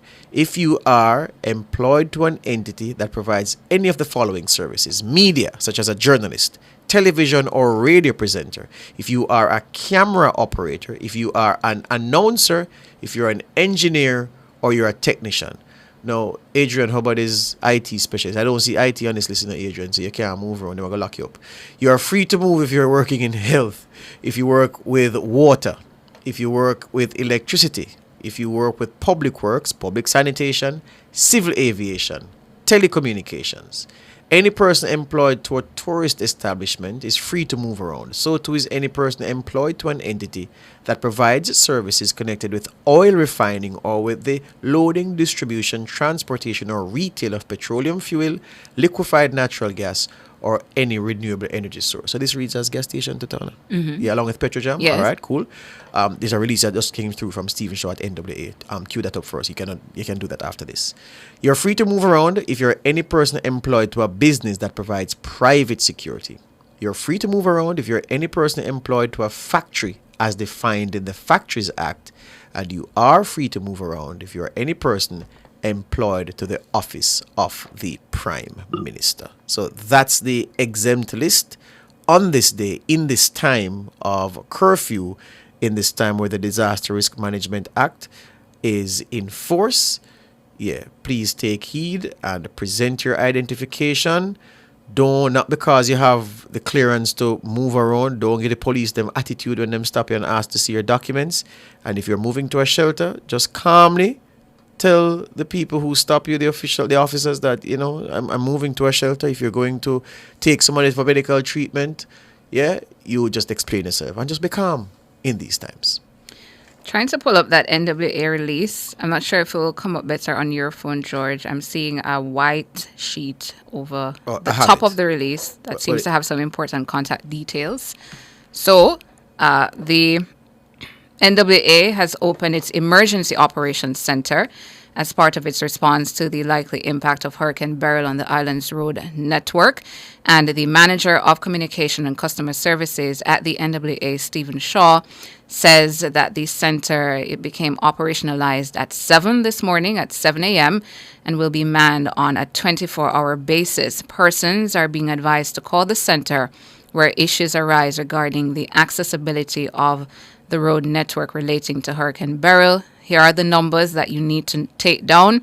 The contact numbers for the center are as follows: 876-886-7182, 876-886-7364, 876-968-0621, 876-926-5831. Then there are the numbers with the area code 658. Here they are: 658-213-2557, 658-213-2558, 658-213-2559, and 658-213-2560. So those are all the numbers for the National Works Agency's Emergency Operations Center that became operationalized at 7 this morning. And this is part of its response to the likely impact of Hurricane Beryl on the island. And these numbers will be manned on a 24-hour basis. Persons are being advised to call the center where issues arise regarding the accessibility of the road network relating to the hurricane. Yeah, I see Tam in the chat asking, George, will the army be fully deployed? I can tell you that the army has been deployed strategically, because remember that they have to assist with the operation of heavy equipment, engineering works. It's not just security, but the primary duty of the JDF in these times, search and rescue. And they are working very, very closely with I don't even want to say that they're working closely with the emergency services. They are a part of the emergency services. So they are woven into the fabric of what is happening in terms of security, search and rescue specifically. And they also provide very good assistance where engineering works are concerned. So they can do everything. And remember, they can fix the big equipment, they can operate them, they can do it. So they are all over the island. And the deployment was from earlier this week, strategically placed ahead of Beryl. And just before going to our birthdays, producer advising me that we're getting reports of the digital lines in Portland. Is it Portland? Eastern St. Thomas. And in Porous, those lines are down. Digital is working on those lines. So the lines in Porous and Eastern St. Thomas, those lines are down. Digital is working on that.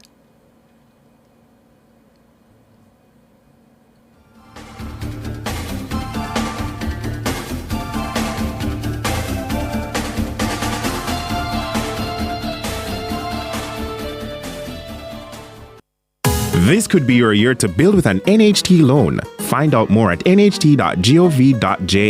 The time by NHT is 8:53. It's so good, praise the Most High God every day with your whole heart desire. Lift the mind, holy, holy, holy, holy, holy, holy, yeah. Holy Mount Zion, good job, let's sing.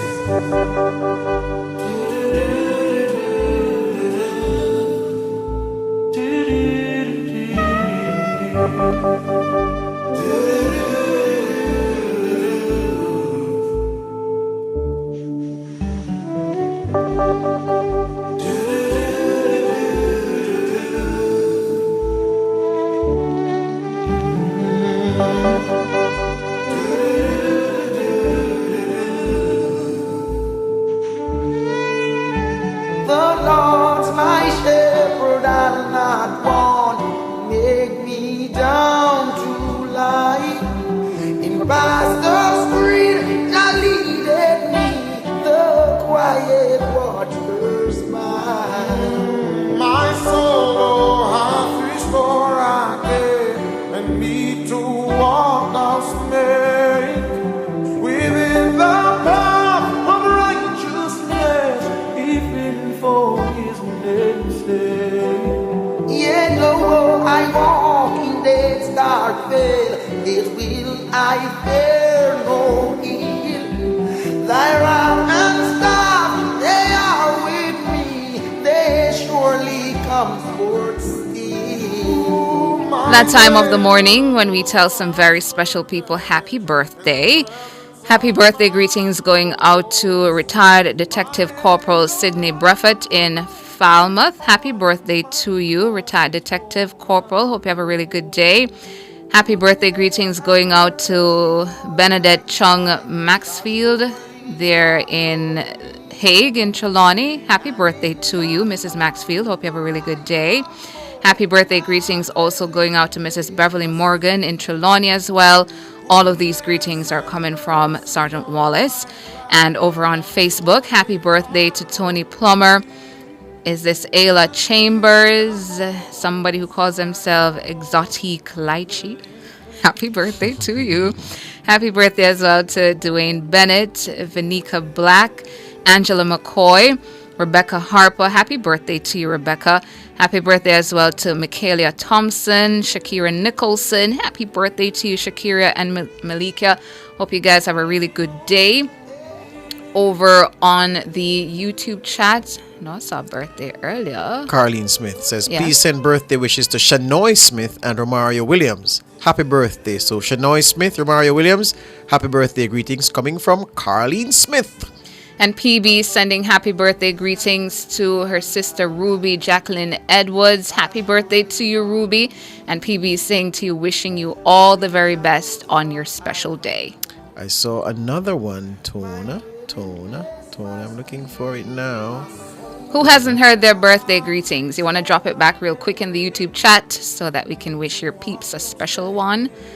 Yeah, please do that. I saw a comment, George, from San with this one says, Helsha update. She says, the sea usually tells a story. It is completely white now. Can barely differentiate it from the sky. Yeah.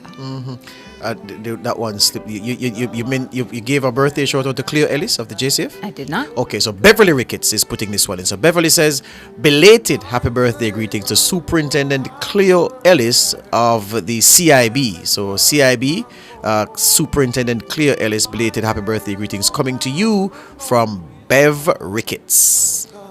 Hope you had a good one, Cleo. I saw somebody in the chat asking a question, and again, these are things that most of us would just move on and just don't deal with them. Asking what about the stray animals? And it's something that we forgot to ask the mayor when we spoke, the Kingston mayor when we spoke about the things earlier. But we're going to get him on this morning. He's going to be on for sure. So that's something, producers, that we should ask the mayor about the update on stray animals. Because you know a whole heap of stray animals in the corporate area, especially the goats and the pigs and so forth. So what has happened?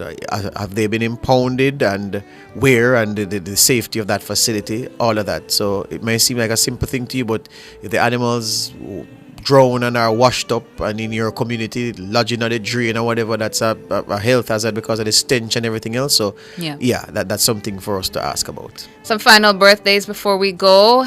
Mark Walter sending happy birthday greetings to his brother Junior Smith from Town Hill in Westmoreland. Luke Bartley sending happy birthday greetings to Rihanna Graham. Happy birthday to you. Sharm Jolas sending belated birthday greetings to her daughter Shade. Belated birthday greetings to you, Shade. Hope you had a good one. Juno Gully sending happy birthday greetings to Tiffany Swaby. Isa Mario sending happy birthday greetings to Uncle Cass. Happy birthday to you, Uncle Cass, from Mario. And Educatings sending happy Queen Day to her bestie Latonya Style, the cultural ambassador and CEO of Dance Jamaica Academy. Happy birthday to you, Latonya. Hope you have a really good day coming from Educatings. And Beverly Acosta said George never read my greetings yesterday, but he did today. All right. I did it. And Luke Bartley, you did Rihanna Graham? Yeah. Okay, great. All right, cool. So we're good. Dr. Tika Ann Haynes, happy birthday to Rachel Wigan. Happy birthday to you, Rachel. Ron Jack Spinnock, happy birthday to friend Miserine Brown in England. Happy birthday to you. And those are all the birthdays.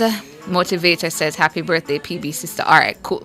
So those are all the birthdays. Happy birthday to you if you're celebrating your birthday today. If you're celebrating your anniversary, happy anniversary to you as well. And that's about it for this segment of our shows for today. Normal programming for today, people. Normal programming until such time. All right? Right. That's it for Nationwide this morning. NTM, the big show. Thanks so much to our technical operator and the musical maestro, Jermaine King, our super producer, Michelle McCrae Smith, and our super editor, Kimon Thompson, in the newsroom. Up next, the Consumer Hour with Norgay Banton, and at 10, Cliff Hughes Online. I'm Tana Thomas. And Makila Murphy says, happy birthday to my father, Howard Murphy, a supervisor at NWC. So Howard Murphy, supervisor at the National Water Commission. Your daughter, Makila Murphy, sends happy birthday to you, Daddy.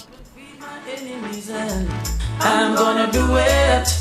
You've just heard Nationwide this morning on Nationwide 90 FM. Not even for a minute.